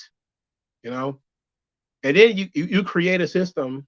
It's even worse for the children, because the children are going to be born, they're going to speak English and go to school with people who speak English and all this kind of stuff, and that's going to be a little bit easier to integrate the child once the child is born. But they're going to grow up in a highly segregated area where they're not going to have too much interaction with other people. And once they start going to school and they go to Cesar Chavez Elementary and they're taught that white people colonized Mexico and raped everybody, and everybody's now is a terrible person and all this kind of stuff, and you're just creating the same situation that you had before. you know People are just going to come in here and do whatever they want. They have no appreciation for your society, your culture, and your language or anything like that. It doesn't matter whether we're talking about countries or hobbies. you know like the wrestling thing. You have a lot of insurgents when it comes to wrestling. A lot of these insurgents, the GCW crowd with the wrestling is gay shirts and all this kind of stuff. And AEW is doing a really good job of, trying to propagandize people with their progressive messaging in their wrestling shows. And some people are okay with it, other people aren't. You're not allowed to have a real conversation on it because, you're considered a bigot if you even want to have a real conversation about why these people even want to be bothered with this kind of stuff. Why should I care if a wrestler wants to wear fishnets to the ring? I don't give a shit. Why should I have to watch these two men kiss in the ring? Why should I have to deal with dildos and all this kind of stuff? Why should I have to put up with that? you're attacked. Same reason you're attacked if you see it in a movie or a TV show. So insurgency is the same no matter where you look at it. Um, let's see. WG did you watch TMNT Woke It Mayhem? I did not. I did not. I'll see how it turns out in a minute. I haven't heard much about it after it came out though. WG Phil says I just watched the season's post Stabler departure for comedic purposes, the Pizzagate and Gamergate episodes off the walls. I absolutely cannot stand Law and Order SVU. I tried watching it when Stabler came back because I was like, oh, it's the return of the real, you know. But then they spent like the first, I think it was a 2 hour, because he had his own show. So Mariska Hargitay's show, he was on there, and I was like, oh, this is gonna be fun. But then both of those shows were basically just telling Stabler, you were wrong for everything that you did. We don't do things that way anymore. You're a dinosaur who lives in the past. We can't beat people up anymore. You can't do this. You can't yell at them anymore. And it's like, my God, you telling me Stabler is coming back, and then you telling me we're gonna bring him back, but we're cutting his nuts off first. You know, we're gonna cut everything that made the character cool. We're gonna get rid of it. It's not possible for us to continue having this character. You know, so it's like, why even bring him back? It's dumb. Why even bring him back? And I was definitely upset about that. Smooth Realism says, I had to stop visiting a certain channel on Twitch because I hated the new American Horror Story. They got all weird because I prefer monsters over straight gayness. Interestingly enough, like one of my ex-girlfriend, who might be my current girlfriend, I don't know, but she got me to watch an American Horror Story. And she started getting weirded out by that stuff too, you know. And she's a little bit more tolerant because she's a woman. Women tend to be a little bit more tolerant of that of the gay stuff than men tend to be. But even she started getting annoying with it, you know. It's like it's becoming such a integral part of every season of every show, every story of every show. It's too much, you know. And they just started bombarding people with this stuff everywhere. You know, like I'm not sure which show it is because I don't want to lie, but it's one of these 50 Cent related shows that now have like a bunch of gay sex scenes in them. And I was like, I can't believe people still like, for starters, those shows are have too much sex in them anyway, for my liking. That's why I don't watch them. But I don't know what it is. Like, I'm not a guy who wants to ban porn, but I think that there's entirely too much sex in television today. You know, it's entirely too much sex. Like there was I think I forget what TV show it was, but it seemed like it might be one of them those power shows where it seemed like everything that happens in between the sex scenes is pointless. It's just like we just move from one sex scene to another, to another, to another, to another. And you're like, occasionally somebody gets shot at some point. And I'm just kind of like, oh my God. Oh no. Wait a minute, what happened? Apparently Dolph's brother got sent home confronting Punk, calling it now Elite stayed because they knew Punk would be out in the next year or two by quitting firing. Oh, over the Hangman Page thing? I heard Hangman was actually there. He was there to do a promo or something like that, and he ended up being told to leave the venue. So this stuff is about to start up all over again. I think that I personally, it sounded to me like after hearing Punk talk about it, or hearing the vocals, like when I did the video, I heard the audio a little bit. I hadn't heard the whole thing, but I listened to the audio all the way through after I recorded it, and it sounded like he might have been confused, like he might have gotten concussed or something, like he might have hit his head. Like I don't know. Maybe he just like poking the bear. Oh, I mean, we're off. We're definitely off subject. I want to talk about Batman the animated series real quick. All right, so Batman the animated series, I got like 60 episodes in. This thing is very long. This is a very long show, and nobody told me it was going to be this long. I thought I'd at least be in season 2 by now, but I haven't even gotten there yet. This show feels like a lot of filler. It just feels like there's a lot of filler.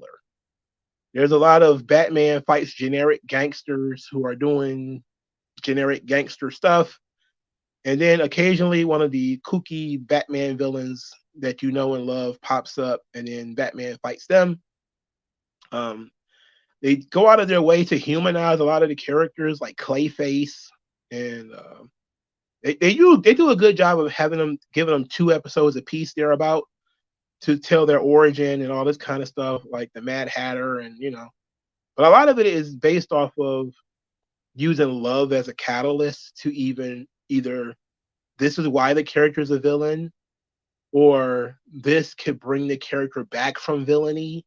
Like with Two Face, right? So Two Face, they used his love interest to sort of touch the Harvey part of Two Face and to get him to sort of calm down and have something to look forward to outside of crime.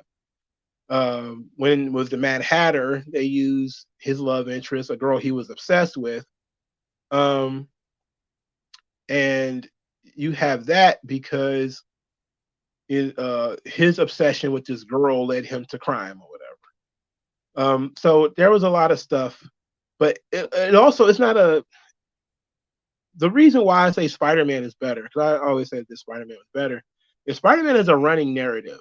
Meaning from episode 1 to the end of the series, the episodes build on each other. You know? Characters come in and out, but it never feels like these episodes are not connected in any way. Batman feels like these episodes are what's called blue sky. They introduce the villain's plot, they do something, Batman catches them the end. And then the next episode is completely unrelated to the previous episodes. The only time they feel related is when you've already been introduced to Two Face, so now they're doing Two Face art story. So okay, Two Face is here. We don't get to give his origin story again.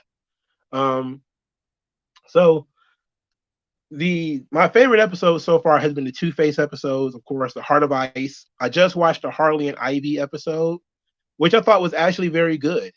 Them turning uh, Ivy into some kind of crazy feminist who thinks that men look down on her and all this kind of stuff. I was like, I don't know why that exists, but all right, she's a liberal, moist brain, but she's also a vegetarian who is obsessed with plants and stuff. So okay, whatever. But I like the story of Harley being kicked out of the gang, and she still pines for Mr. J. It was very cute. I like that episode. Um, so those were some of my favorite episodes. The Almost Got Him episode, where all the villains are sitting around telling the stories of how they almost captured Batman. I thought that was a fun episode too, but there's a lot of filler, and I feel like a lot of these episodes are absolutely fucking pointless. You know,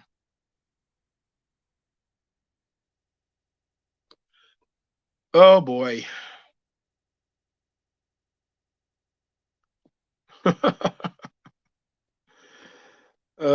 See, this is why I didn't watch. I haven't gotten to that point yet. Basically, I'm just a little beyond the fact of Batgirl being introduced. But yeah, I'm not a big fan of that. You know, I'm not a big fan of the whole Batman is banging Batgirl kind of that gimmick. I hate that gimmick. You know, I hate it. It's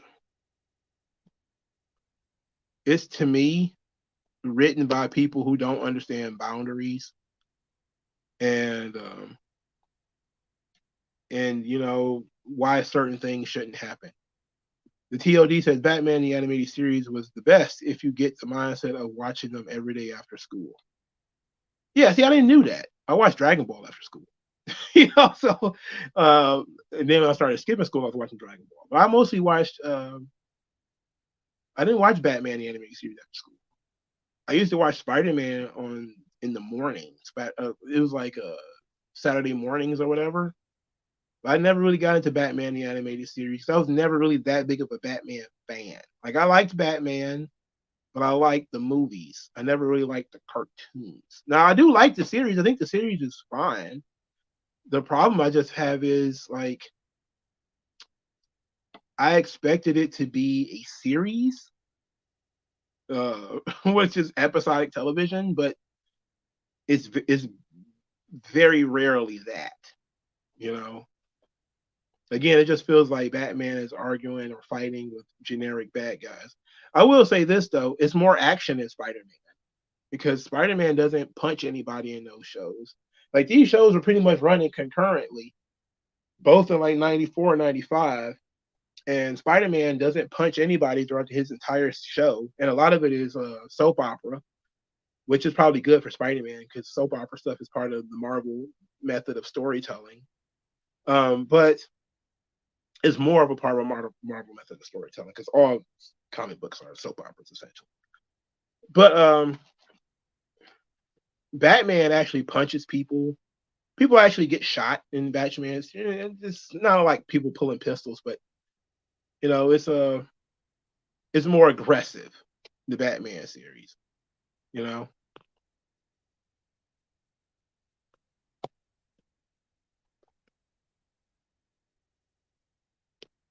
So I can't say that.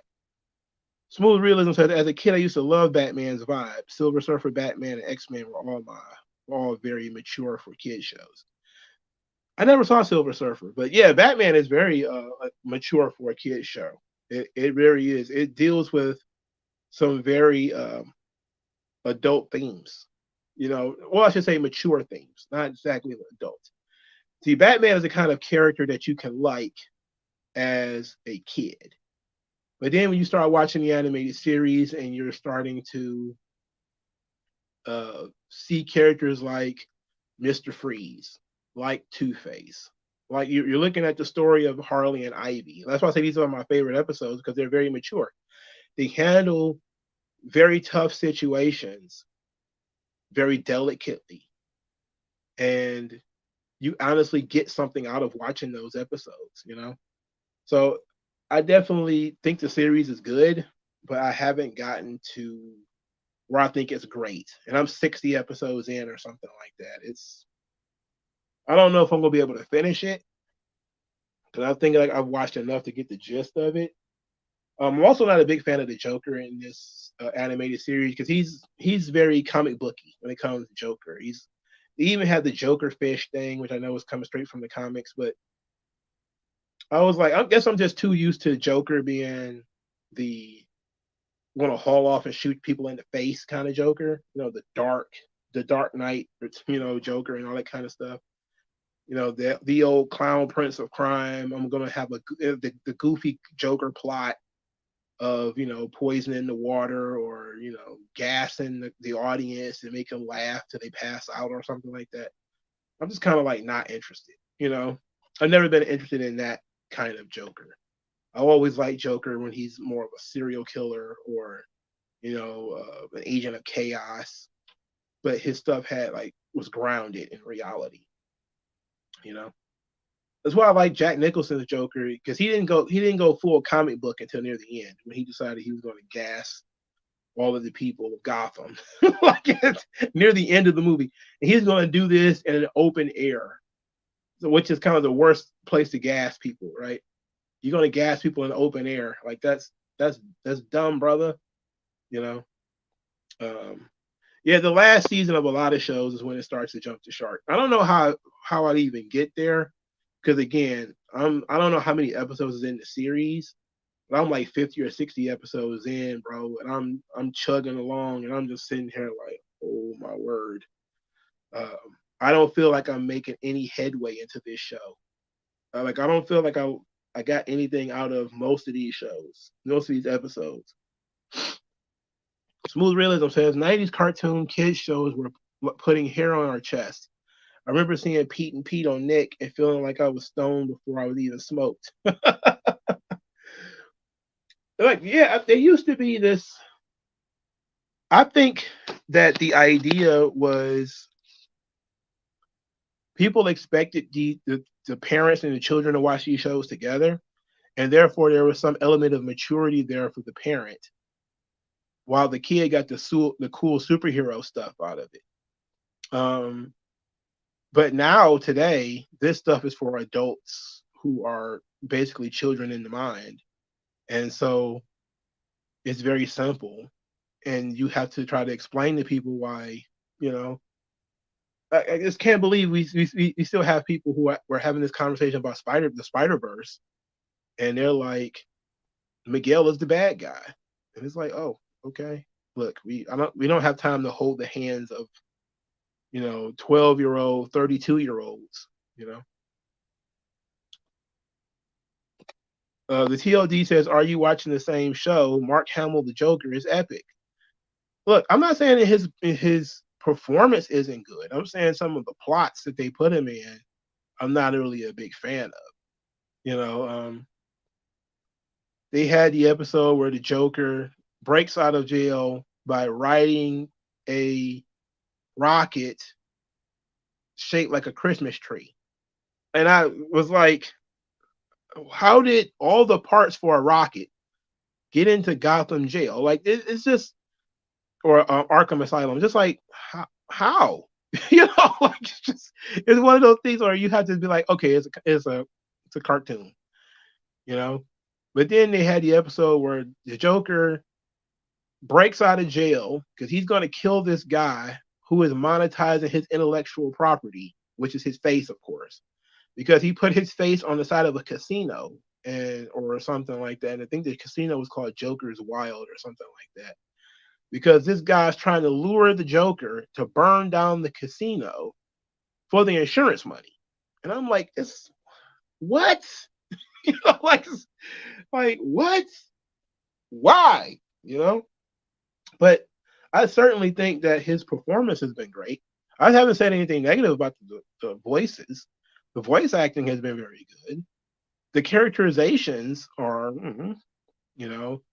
I particularly liked, you know, but another thing that really kind of throws me off, I hate to interrupt myself, is how Robin is in the story and then out of the story. He's in and he's out and he's in and he's out. It's like that's if he's not there, you have to explain why he's not there because we've already established that Robin exists. So it's not like Robin wasn't there, then we introduce him. Now he is there. It's like he's there before we get an origin story. Then he's out again. Then he comes back occasionally. Then he's out again. Then he comes back. Then he's out. Then we get his origin story. Then he's gone. And we're like, what? Is he there or is he not there? So we're like, I don't know.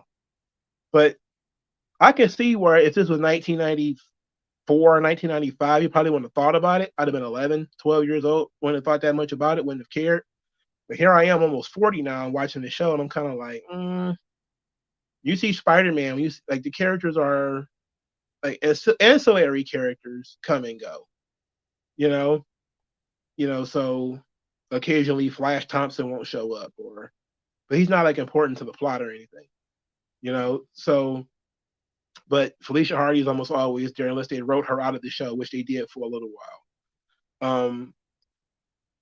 If somebody's going to be disappearing for a while, they made sure to have wrote them out of the show so they won't be there. And it seems like they just felt like they put more thought into the writing in Spider-Man than they did in Batman, where they was more focused on properly representing some of the villains, even though they changed quite a few of them. Because again, they tried to make everybody somewhat sympathetic, which is and that's just the flavor of writing that we get now, where we now get a lot of sympathetic villains, and that's just kind of how it is. But I don't know why it has to be pretty much all of them. Like it's like you want to Mr. Freeze. It makes sense. You know, Two Face. I don't know. I don't know, but it worked. It worked as a story because Two Face was his story was really good. I didn't really like the Clayface episodes. I don't really like Clayface. He's not one of the Batman villains I care that much about. Same thing with Killer Croc. Same thing with the Mad Hatter. It's just I don't care about them, you know. But AJ3 says Harley and Ivy was inspired by Thelma and Louise, then woke in modern times. I never watched that Harley show on Max. I never watched it either because it's edgelordy, which means there's a lot of unnecessary cursing and sex and stupid stuff like that. But I liked the episode of Harley and Ivy because it was all about Harley trying to find her own way. And then she found her own way with Ivy, as being Ivy's partner. She was able to grow as a character, show that she has her own thoughts and ideas. Like she still was a sidekick and a follower, but she was able to grow a little bit, She was able to spread her wings, you know? And I like that. How they became lovers in the comic books is just modern day. Modern day is if two men like each other and they like hanging out, they must be gay. It's two people like hanging out with each other, they must be gay. So there it is. I think they were basically like roommates, Harley and Ivy. They would go out, commit crimes, come back and eat pizza. I was like, that's fine. But it was all about Harley making a name for herself after being kicked out of Joker's gang. And that was fun, you know? And it was fun because you got the best of both worlds. You got Harley trying to prove herself and better herself and do something more for herself, but she also pined for the good old days. She also wanted Mr. J's approval. She also wanted to, prove to him that she could do stuff on her own, but she also wanted to go back to the gang. So you had that sort of interesting roller coaster, emotional roller coaster with the character. And I think they did a really good job with her, you know? And she's such a welcome. 'Cause I know she didn't exist before this series happened. So when they did a good job introducing her, similar to when Frank Miller introduced Elektra, sometimes the creators of the character have a better grasp on the character than everybody else, you know, and the deft hand that they used on Harley in the show is really nice because she's not annoying at all in the show. For starters, she's not there a lot. She only shows up every once in a while, so she's not there all the time, being super annoying all the time. But modern DC, DC. What the hell I'm talking about? Modern Batman is too much Ivy. I mean, too much Harley. I mean, Harley is basically Deadpool, and they keep creating new stories around her relationship with Ivy or her banging the Joker or something like that. And then they decided to dump her in the Suicide Squad, and she's super annoying in that. It's like, oh my god, this girl is super fucking annoying. Like, and they try to make her a feminist icon, and it's like, Lord have mercy, enough, bro, enough.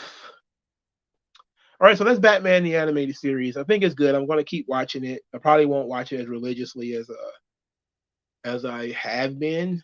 So I may pop up here and there and mention an episode of Batman the Animated Series that I like. Same thing for Power Rangers Time Force. So I think it was WG Phil asked me to watch the first 4 or 5 episodes of Power Rangers Time Force. And because I think at the time I had my mornings kind of open at work. And so I was like, you know what, I got a few minutes. And they're only like 30-minute episodes, which means like 25 minutes. I'll watch it. And so if you've never seen Power Rangers Time Force, it's very well set up. Like these are people are from the future, and a wanted criminal escapes them. They get embarrassed by this guy. He kicks their asses. Then the Red Ranger tries to stop him. The guy ends up killing the Red Ranger, who is the Pink Ranger's boyfriend. Then he escapes into the past. So then the Time Force have to chase him into the past to get him. Then they find this guy who is sort of the ancestor of the Red Ranger. And because these morphin uh, pods or whatever are based on DNA, which I don't know why that is. Maybe I'll have to watch the show to realize why that is. But he gets to use the morpher, so now they're a complete team and everything. And we kind of go from there. And I like that hook, you know? Like they're not perfect, they're flawed from the beginning. There is even some flaws in their personal character in so much how they treat the new guy, you know. And it makes sense for, the girl who every time she looks at him, she reminded of her now dead fiance or whatever. Okay, but everybody else is basically like a dick to him for no reason, at least initially. But it has all the trappings of Power Rangers, which is the absolutely terrible acting skills. The over the top characters, I actually like over the top characters sometimes. This has over the top characters where the villain has like his daughter and his merry band of monsters and all this kind of stuff. So I didn't hate it. I didn't hate it. I didn't spend a lot of time watching more of it, but I didn't hate it, you know. So I'll definitely be going back watching some more of that just to see if I can, because I've heard so much about Time Force that people liked it, but since it has a very solid plot, I'm gonna keep watching it because I do want to see them catch that guy after he murdered the Red Ranger like that. That was cold, dog. If they do something stupid like resurrect that Red Ranger, I'm gonna be pissed. Um, WG Phil says the Pink Ranger does Resident Evil voice work, and the six voices Virgil in Devil May Cry. Oh, that's nice. The TLD says, "What's your thoughts on Beast Machines, the spinoff of Transformers Beast Wars?" I'm not really a Transformers guy. I watched a Transformers animated movie earlier today. It's the first time I've seen it actually. Um, I liked it. I kind of got bored in the middle, but I liked it. Haven't seen the Beast War. What was that? The Rise of the Beast movie. I was like, okay. I'm still annoyed by the human characters. Like these movies are hindered by the human characters. The human characters, especially the ones that are put in for woke reasons, they're fucking annoying, man. They're annoying ass characters. They don't have to be. They don't have to be this way, you know. But I definitely want to. I tried to get into Transformers as a kid. It didn't gravitate to me like GI Joe did. GI Joe gravitated to me a little bit more because it had a ninja in it, and I was all about ninjas. I'm all about fucking ninjas, bro. You know. Plus, as much as I like giant robots and shit, it's hard for me to get into giant robots. It's hard for me to get into like Gundam, despite the fact that I like Big O, um, and stuff like that. I had a hard time getting into it. Do not watch The Rise of the Blah. Well, too late. I've already watched it. It's too late. I've already watched it. It's very unfortunate for me. I've already watched it.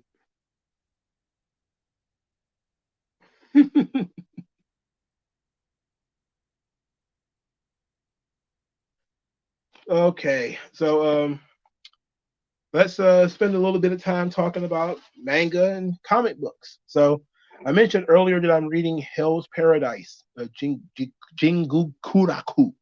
I also have No Guns Life. I bought 9 through 13 on Amazon. I have it sitting over there waiting. For Hell's Paradise, I bought 8 through 13.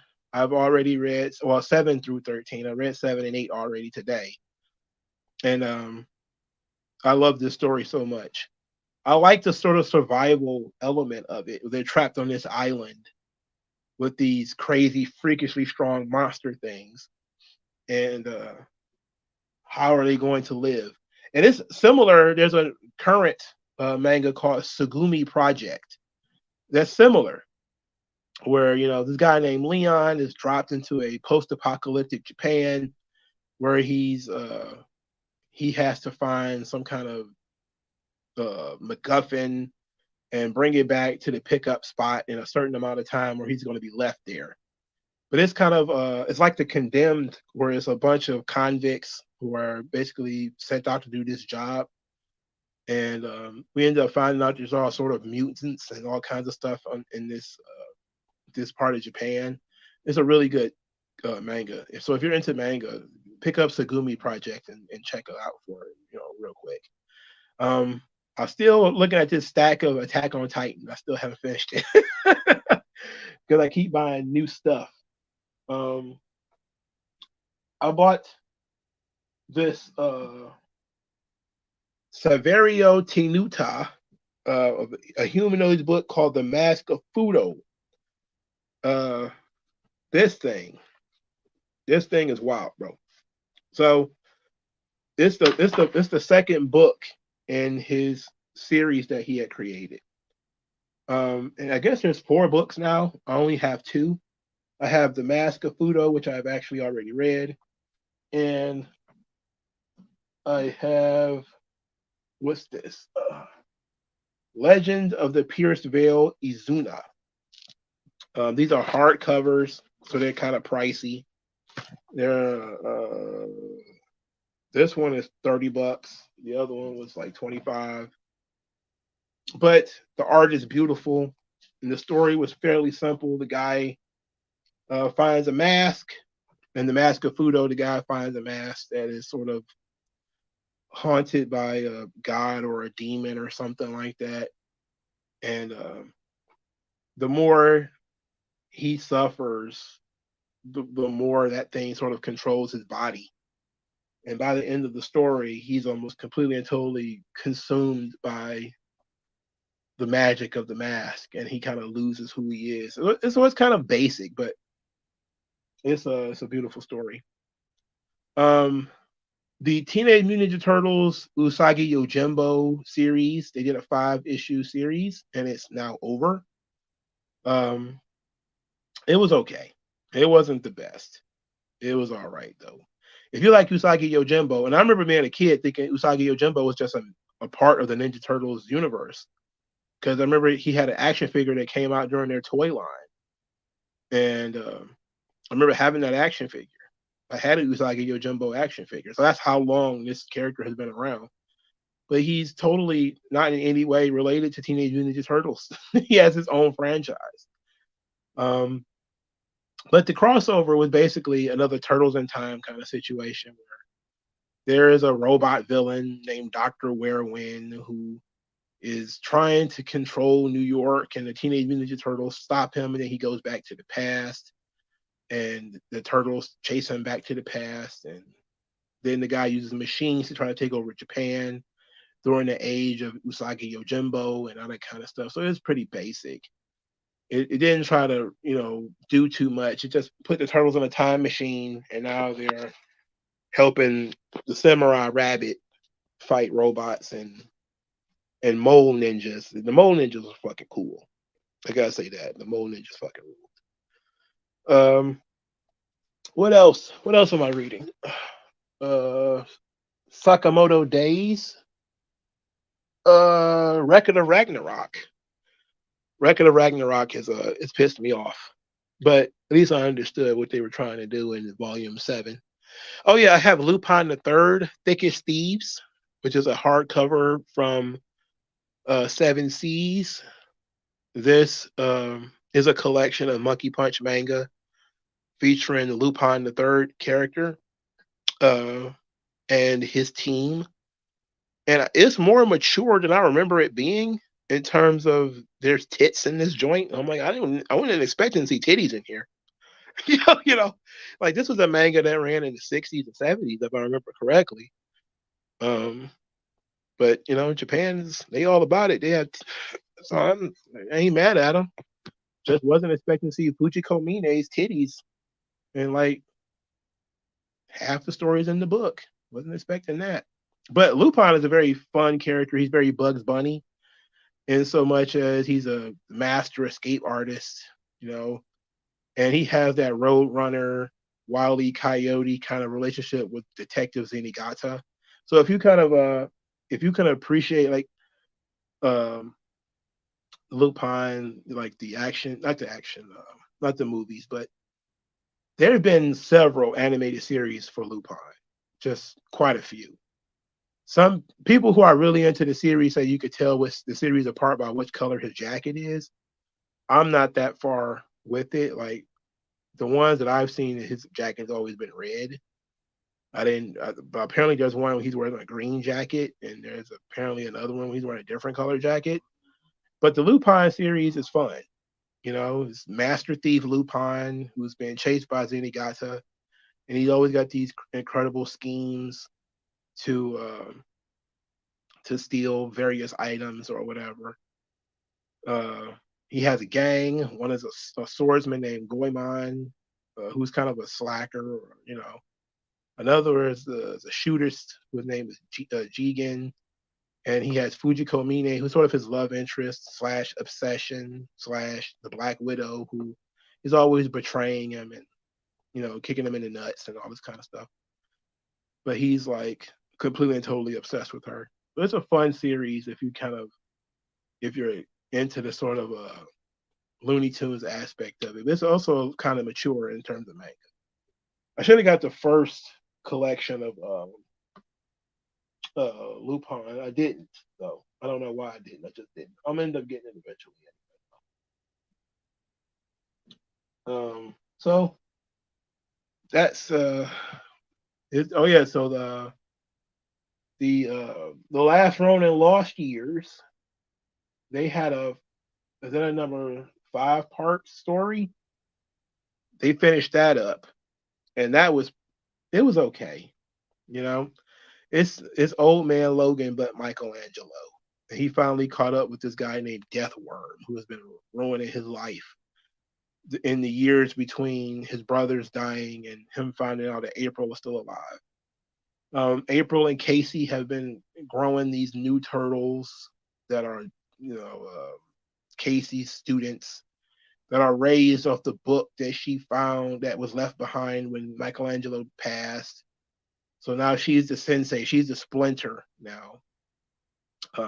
April is still old as hell, and I'm absolute mess. Um, the series is okay. They're already thinking of trying to continue the Teenage Mutant Ninja Turtles um, franchise utilizing these new turtles, and I'm not sure if we're ready for that yet. But okie dokie, I'll probably check out book one to see how it works. But the characters don't seem to be they don't seem to stand out as much as the original turtles did. They don't have the personalities. Like the interplay of personalities is what made TMNT work. Again, you can't just recreate, the thing. You have to put in forth the effort. Like these characters they aren't as vibrant. They aren't as, in your face. They don't play off of each other the same way. It's a mixture of girls and boys, so it's like two girls and two boys. All of their name means one. So one of them is like Uno, another one named Moja, and it's like, oh God, what? Yeah, okay, we'll see. But they don't have like specified weapons or specified style or specified, mode of speech, or they don't have Michelangelo's charm or his obsession with pizza or, the human world or girls or anything like that. They don't have Raphael's angst, his bitterness, his toughness, nothing like that, or Leonardo's, his honor, his feelings of duty, his sense of brotherhood, Donatello's ingenuity, his creativity. They don't have none of this stuff. None of these characters have this stuff. And when you're talking about continuing the TMNT, the legacy, you probably were better off just aping the characters, like the characteristics, and changing them as much as you can.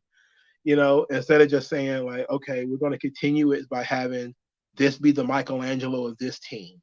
This is going to be the Raphael of this team. Because at least you could have played with the characteristics a little bit. You know, if you wanted to try a Teenage Mutant Ninja Turtles where maybe Raphael was the leader or Donatello was the leader, you could have done that with these new turtles. Instead of trying to create something like what was that stupid new show that they just had, Rise of the TMNT.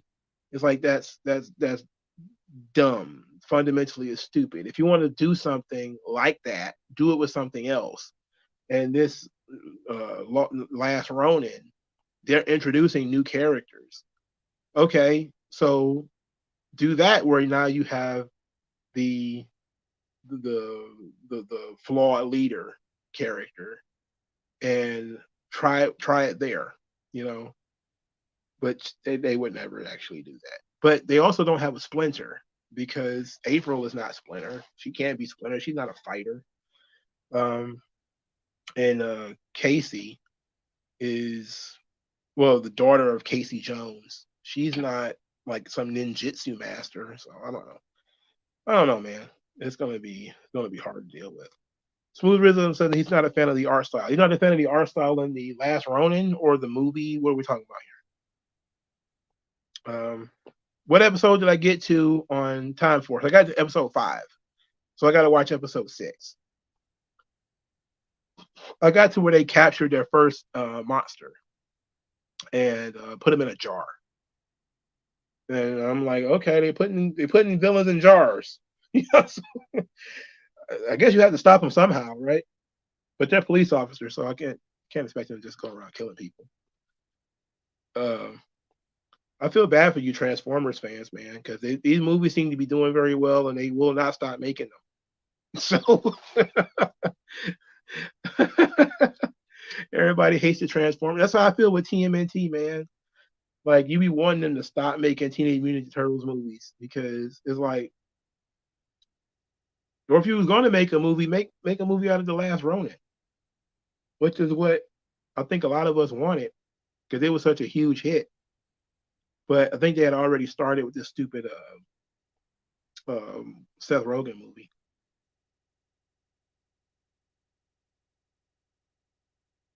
But I don't know anybody who's actually watched the new Teenage Mutant Ninja Turtles movie, and I haven't heard a lot about it. So I have no frame of reference. Like Barbie upset a lot of people, and so that movie's being talked about a lot. But Teenage Mutant Ninja Turtles has been out for what, a week, and I haven't seen a spoiler. I haven't seen anybody complain about it. I've seen the complaints, like people complained about Splinter being an anti-human bigot. I did see the trailer in which the boys have learned that humans hate them and all this kind of stuff, and it's like, nah,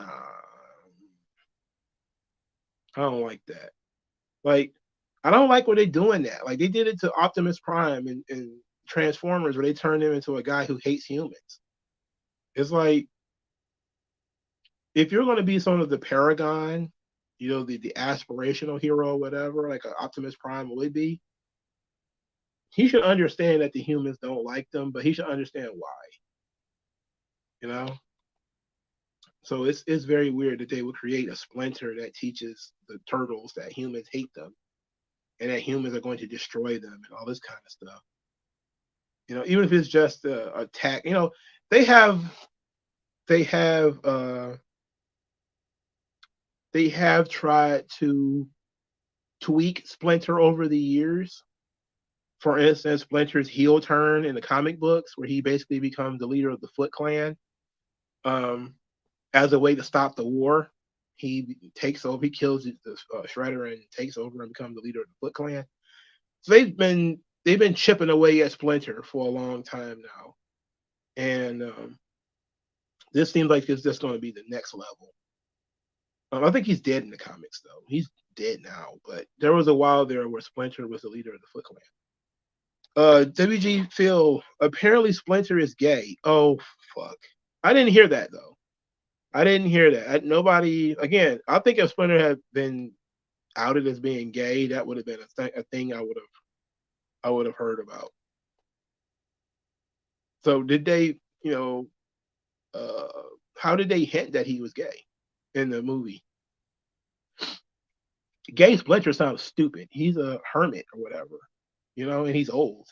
So it's like, uh, I don't know. Like, it seems kind of goofy that you would do that with Splinter, but at least I thought it was going to be Donatello. I swear I thought it was going to be him, and that's what I was waiting for. I was waiting to hear that Donatello was gay or something stupid like that. But I guess they didn't go that route. They decided to go with Splinter. Nah, Splinter ain't gay, man. Unless you're going to introduce another rat for him to have sex with. Why would you even? Why would you even bother? They have no problem introducing new turtles, but they haven't introduced any kind of ripoffs for Splinter yet. It seems dumb, you know. It just seems dumb that we have to hand fist gay people into the story anyway. You know, Splinter fell for scumbug and the gender is ambiguous. Oh, that's gross. That's gross. Is the villain Baxter Stockman in fly form? Because I heard that he was being voiced by Ice Cube, and I saw the villain, and I was like, is that the fly version um of Baxter Stockman? Because I know he turned himself into a fly at one point. That's what I thought it was. I didn't look too much into it at that point. Uh, do I prefer Splinter being Hamato Yoshi or Hamato's pet? I think it depends on how much time we're talking about here. Because the IDW version of TMNT, which is actually pretty damn good, it recontextualizes it as these are the reincarnations of these people, and but they're from of years later, So it's like I don't know, man. It's like they're the children of Hamato. They're Hamato Yoshi and his children, but they all got killed hundreds of years ago and their spirits are now resting inside of these turtles and this rat. They're the reincarnation of them. And you know what? I don't hate that. It's very mystical, you know? I don't hate it. The idea of him being Hamato Yoshi's pet, which I know comes from the 1990s TMNT, and I think it actually was the original origin. Um, it makes sense because he's a fucking rat. So it's all about whether you want to have the mystical spiritual element or if you don't. You know, so do you want the mystical element, which I don't mind, because pretty much everything exists in TMNT anyway. They can time travel. So if you want to have the mystical element where certain characters are the reincarnation of other characters, then okay, it makes sense. Hamato Yoshi and his sons are reborn in the world where the Foot Clan are still doing their thing or whatever. Ice Cube is Superfly, a new character for the movie. Oh, get the fuck out of here. Sorry, not you, but fuck. I thought it was Baxter Stockman. Oh, Jesus. Isn't scum old British slang for jizz? Oh man, I don't know. I'm not British. Where's our boy Darren Gordon Hill? We need to ask him. He's British. He's a resident British guy. We're gonna start asking him about this kind of stuff. Jizz bug. Donatello is gay in that movie. Well, that would be very weird if he was. I don't know, man. They're doing too much. But to answer your question, I like the reincarnation. I like him being Hamato Yoshi. Because if he's a rat, you have to explain how the rat learned martial arts. And it becomes, he's watching him from his cage and mimicking his moves. You know? But to see that he suffered a horrible fate and he was reborn, him and his with his sons and everything, just in a twisted new form. And now he gets to continue his vengeance. Okay. We have to explain why the Shredder is not old as shit at this point, though, which I guess is explained by him being killed or dying, and then Karai resurrecting him. Oh, okay, you know, but he's also sort of the the human version of this dragon thing, which was really good storytelling from my perspective. Giancarlo is Baxter Stockman in them. Oh, well, he's good, but I thought Baxter Stockman was the villain in the movie. So why would they? Why create a new villain when you have Baxter Stockman, who was literally transformed into a fly? What are they? What were they thinking? I don't know what they were thinking. I probably will end up seeing this TMNT movie though. I think I'm probably going to catch a bootleg of it and watch it, and hopefully it won't hurt my feelings because I really, really, really have a fondness for TMNT. I couldn't even deal with Rise of the TMNT. It was so bastardized. It was so horrible. I couldn't even bother. I couldn't stomach it. My hatred for that franchise, that Rise of the TMNT, is undeniable. I hate that shit so much. It seemed like they went out of their way to shit on every single thing about TMNT. That's what it felt like to me. It felt like it was made by people who hated the property, who couldn't stand it. Everything needed to be flipped on its ears. Everything had to be changed. You know, People are talking about dumpy fat black April, and I just want to know, like, why does she have to be fat? Why does she look homeless? The idea that April needs to be a teenager like the Turtles is stupid. They need adult characters to befriend. They're teenagers, they're boys. You have to surround them with role models. Casey Jones is a role model. You know, he's a friend figure. He's also a role model for the boys. And April is a role model. He's some of the boys' first crush. Well, she's the first crush of the boys, and she brings the feminine energy to the thing. She's not a fighter. She doesn't join them in battle or anything like that. She doesn't know ninjutsu and all that shit. No, she plays the motherly role. That's what April is supposed to do. You know, so you can have April be a little bit more active, but what they're doing is they're trying to put all of the female characters on the front line, so all the female characters are doing almost the exact same thing that the male characters are doing, and it's not necessary. Like fucking Lois Lane being in the middle of every Superman story. It's like there should be things where Lois Lane is not involved because it wouldn't make sense for her to be there. She doesn't have any superpowers, so her only position in this situation would be to be saved, you know. Uh, WG Phil says, I hated the April design. It's literally a self insert. Yeah, I heard that. I heard that the chick who literally designed the character looks like that. And I don't know why they insist. Look, again, everything is meant to demoralize. I had this conversation with somebody on, was it Twitter, was it YouTube or whatever, where I said that, there is an attack on beauty. Um, where we used to look at people and look at things and be idealized, you know? And you take it to the next level. We talk about in our postmodern society, God, fatherhood, heroes, you know, gender relationships or whatever. Everything has to get turned on its head. And now beauty is also a thing that needs to be turned on its head. where no longer are things idealized and beautiful. Now things have to be ugly and gross and wicked. And you're not allowed to say anything about this stuff. Again, another one of those situations where, so you get this April.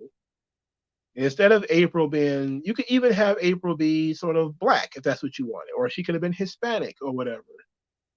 But she had to be fat, black, and look dumpy and weird as possible. Because, and I think somebody says that you have to, somebody said you got to learn that, beauty isn't everything or something like that. I'm like, look, people would not have been attached to April as much if she looked like that from the beginning. They wouldn't have really cared that much. But the fact that April is a motherly figure, but she also operates as the first crush for these teenage boys, she has to look the part, you know? She has to have some element of beauty to her. If she's no, and she has to be an adult. That's one of the biggest crimes that they have with April. Is they keep making her a fucking teenager. April should be an adult. It's not that Splinter is the only adult figure in their lives. No, April is also an adult. You know, again, she's the motherly figure. She is the one who helps them. She has a specific role to play in their lives. Come on, it's it's shameful. It's shameful. Look, the thing they did with the new Lois Lane is they put her in the Superman show, and they changed. They made what's her name is? She's Korean. Her name is Lois. Oh, okay. Whatever, bro. I don't care. I'm not watching that shit anymore, so I don't care. But to me, it's very humorous that people don't understand the role that these characters play in the story, and then what is missing from the story when you change it. You know, or they add characters where there's no necessarily a need for adding characters, and then you change the roles of the story, like adding Jenica to the Teenage Mutant Ninja Turtles, and then you see that the property get farmed out and there's no Jenica. It's because they don't see any reason for her outside of, we need to have a girl turtle. Why else would she need to exist? There's just literally no other reason for her to exist. We've got all the personality. We got it covered. We got our silly guy. We got our fighter. We got our warrior. We got our creative. We got everything. We got what we need here.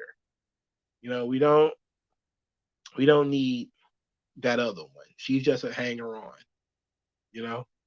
But can't get rid of her. Can't get rid of her at all. That's very unfortunate. So we got people who don't understand what's going. Ooh.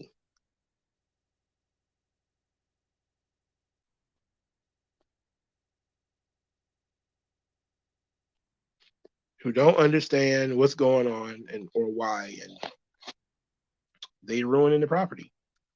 I hate that they turn redheads to black, like black is the minority, or they compounded the black and gay. Well, they're trying to get their diversity points up. What better way to get your diversity points up than by making them black and fat and gay and ugly? Now you've hit all the good points. You hit all your diversity points. They're not traditionally beautiful. They're fat, which means they're body diverse. They're ugly, which means they're beauty diverse. They're black, so they're, racially diverse, and they're gay, so they're diverse. And as a female, so you got gender diversity. So you got all manners of diversity all at one time. How could you possibly be mad at that? But I don't understand why all the redheads have to be black. That's the one that I fail to understand. And I've just boiled it down to when people say the Irish are the niggers of Europe. That's the one thing that I've heard, and I heard that a long time ago. And now they're kind of proving it by turning all the Irish people into blacks. He said if they wanted April to be a minority, they could have turned her Asian or Hispanic. Well, since it's set in New York, Hispanic probably would have been the best option, like they did with the Transformers movie, where since it's based in New York, there's like tons of black people and Hispanics in there. Because apparently there are no white people in New York, or they just wanted to get as close to blue collar as possible. Prince Ali says race swapping is another conversation. Yeah, it's always this the same conversation. If we're being honest. Oh, he said something first. I don't care if characters are switched to being homosexual because it's not impossible for someone to change sexual preferences. Race swapping is another conversation. I guess that's a good point. It's possible for people to change their sexual preferences, but how often did that actually happen? You know, there's also possible for people to live double lives. That sometimes people are gay and they just don't feel comfortable talking about it. They don't feel comfortable displaying it, or they've been living in the closet. So yeah, occasionally if you want to have a character be, come out as gay because you think it might add something to that character, that's fine. But what we keep saying these people do is they'll create, well, not even create, but whole cloth change a character to being gay, you know, and it doesn't happen that often, right? There's not a whole lot of gay people who are, living their whole life straight and then whoop, I'm gay. It's like no, there would have been some kind of hesitation about dating the opposite sex or whatever the case may be. You don't just live your whole life and then whoop, I'm gay. It's like no. Prince Ali says I had that midlife crisis once. Don't want to go down that road again. Yeah, I don't think why anybody want to do that. I don't know why anybody want to do that. But again, I've met people who have interesting situations involving their sexuality. Thankfully I'm not one of those people, but I know, like I knew a chick who she bust into tears because she found out her brother was gay. And he had went to prom with a girl. He didn't sleep with her, but basically she was a beard. He wasn't ready to come out yet.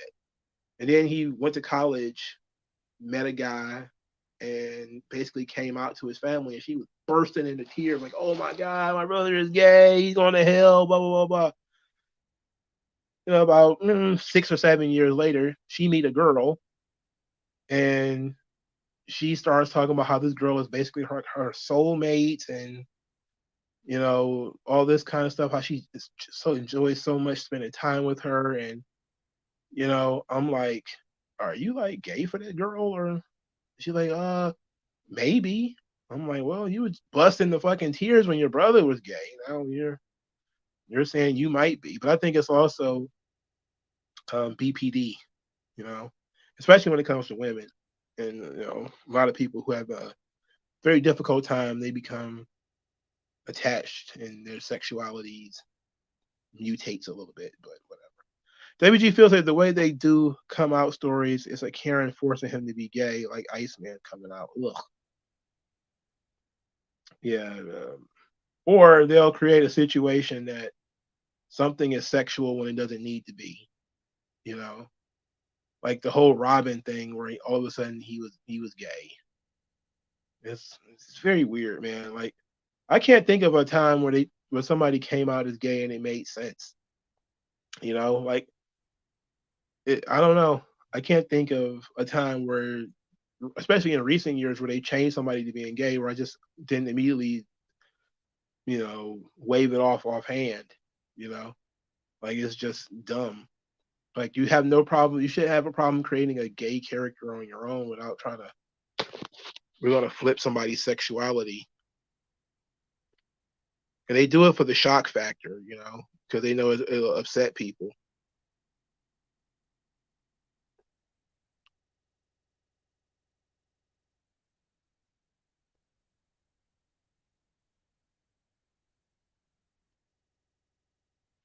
And that to me seems like it's the wrong reason to do things. Prince Ali says there are some religious people down that homosexual shtick and lusting in general. I'm Christian, I got through it. Yeah, I mean, they say the flesh is weak. There's all sorts of temptations out there. And plus, people do stuff that, affects their preferences too. And then there's things that they can't control that affects their preferences. Like, it never surprises me. Never surprises me if a man has pretty much severe bipolar disorder and he's hypersexual and he ends up being gay. It never surprised me at all. It never surprises me at all.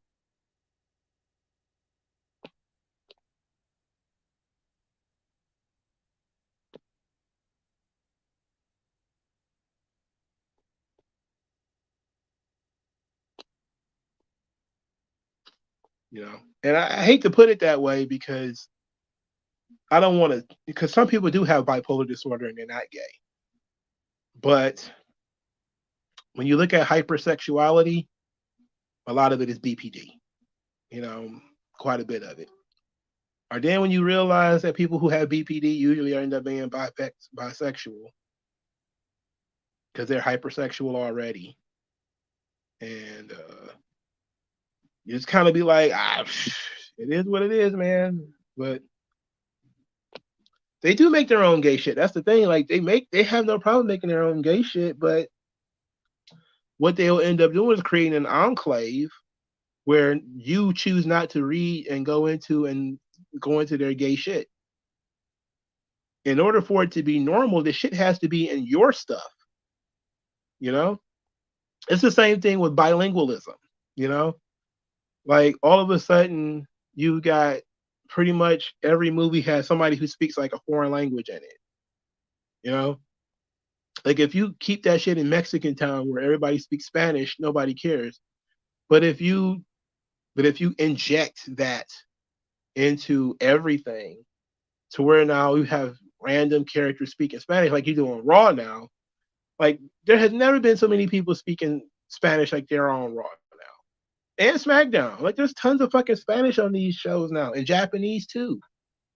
It's like we used to try to get everybody to understand the show. The show used to be in 100% English.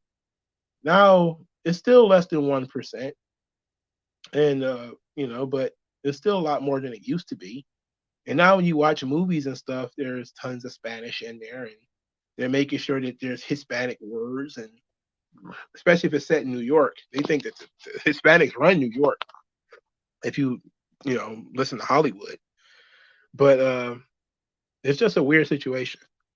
Prince Ali says like seriously, bipolar and personality disorder is God's fault by design. Even for a Christian like myself, you can't. He didn't mess up there. I don't know. It depends. I don't think he's God if he can make mistakes. Maybe he gave you a challenge that you needed to overcome.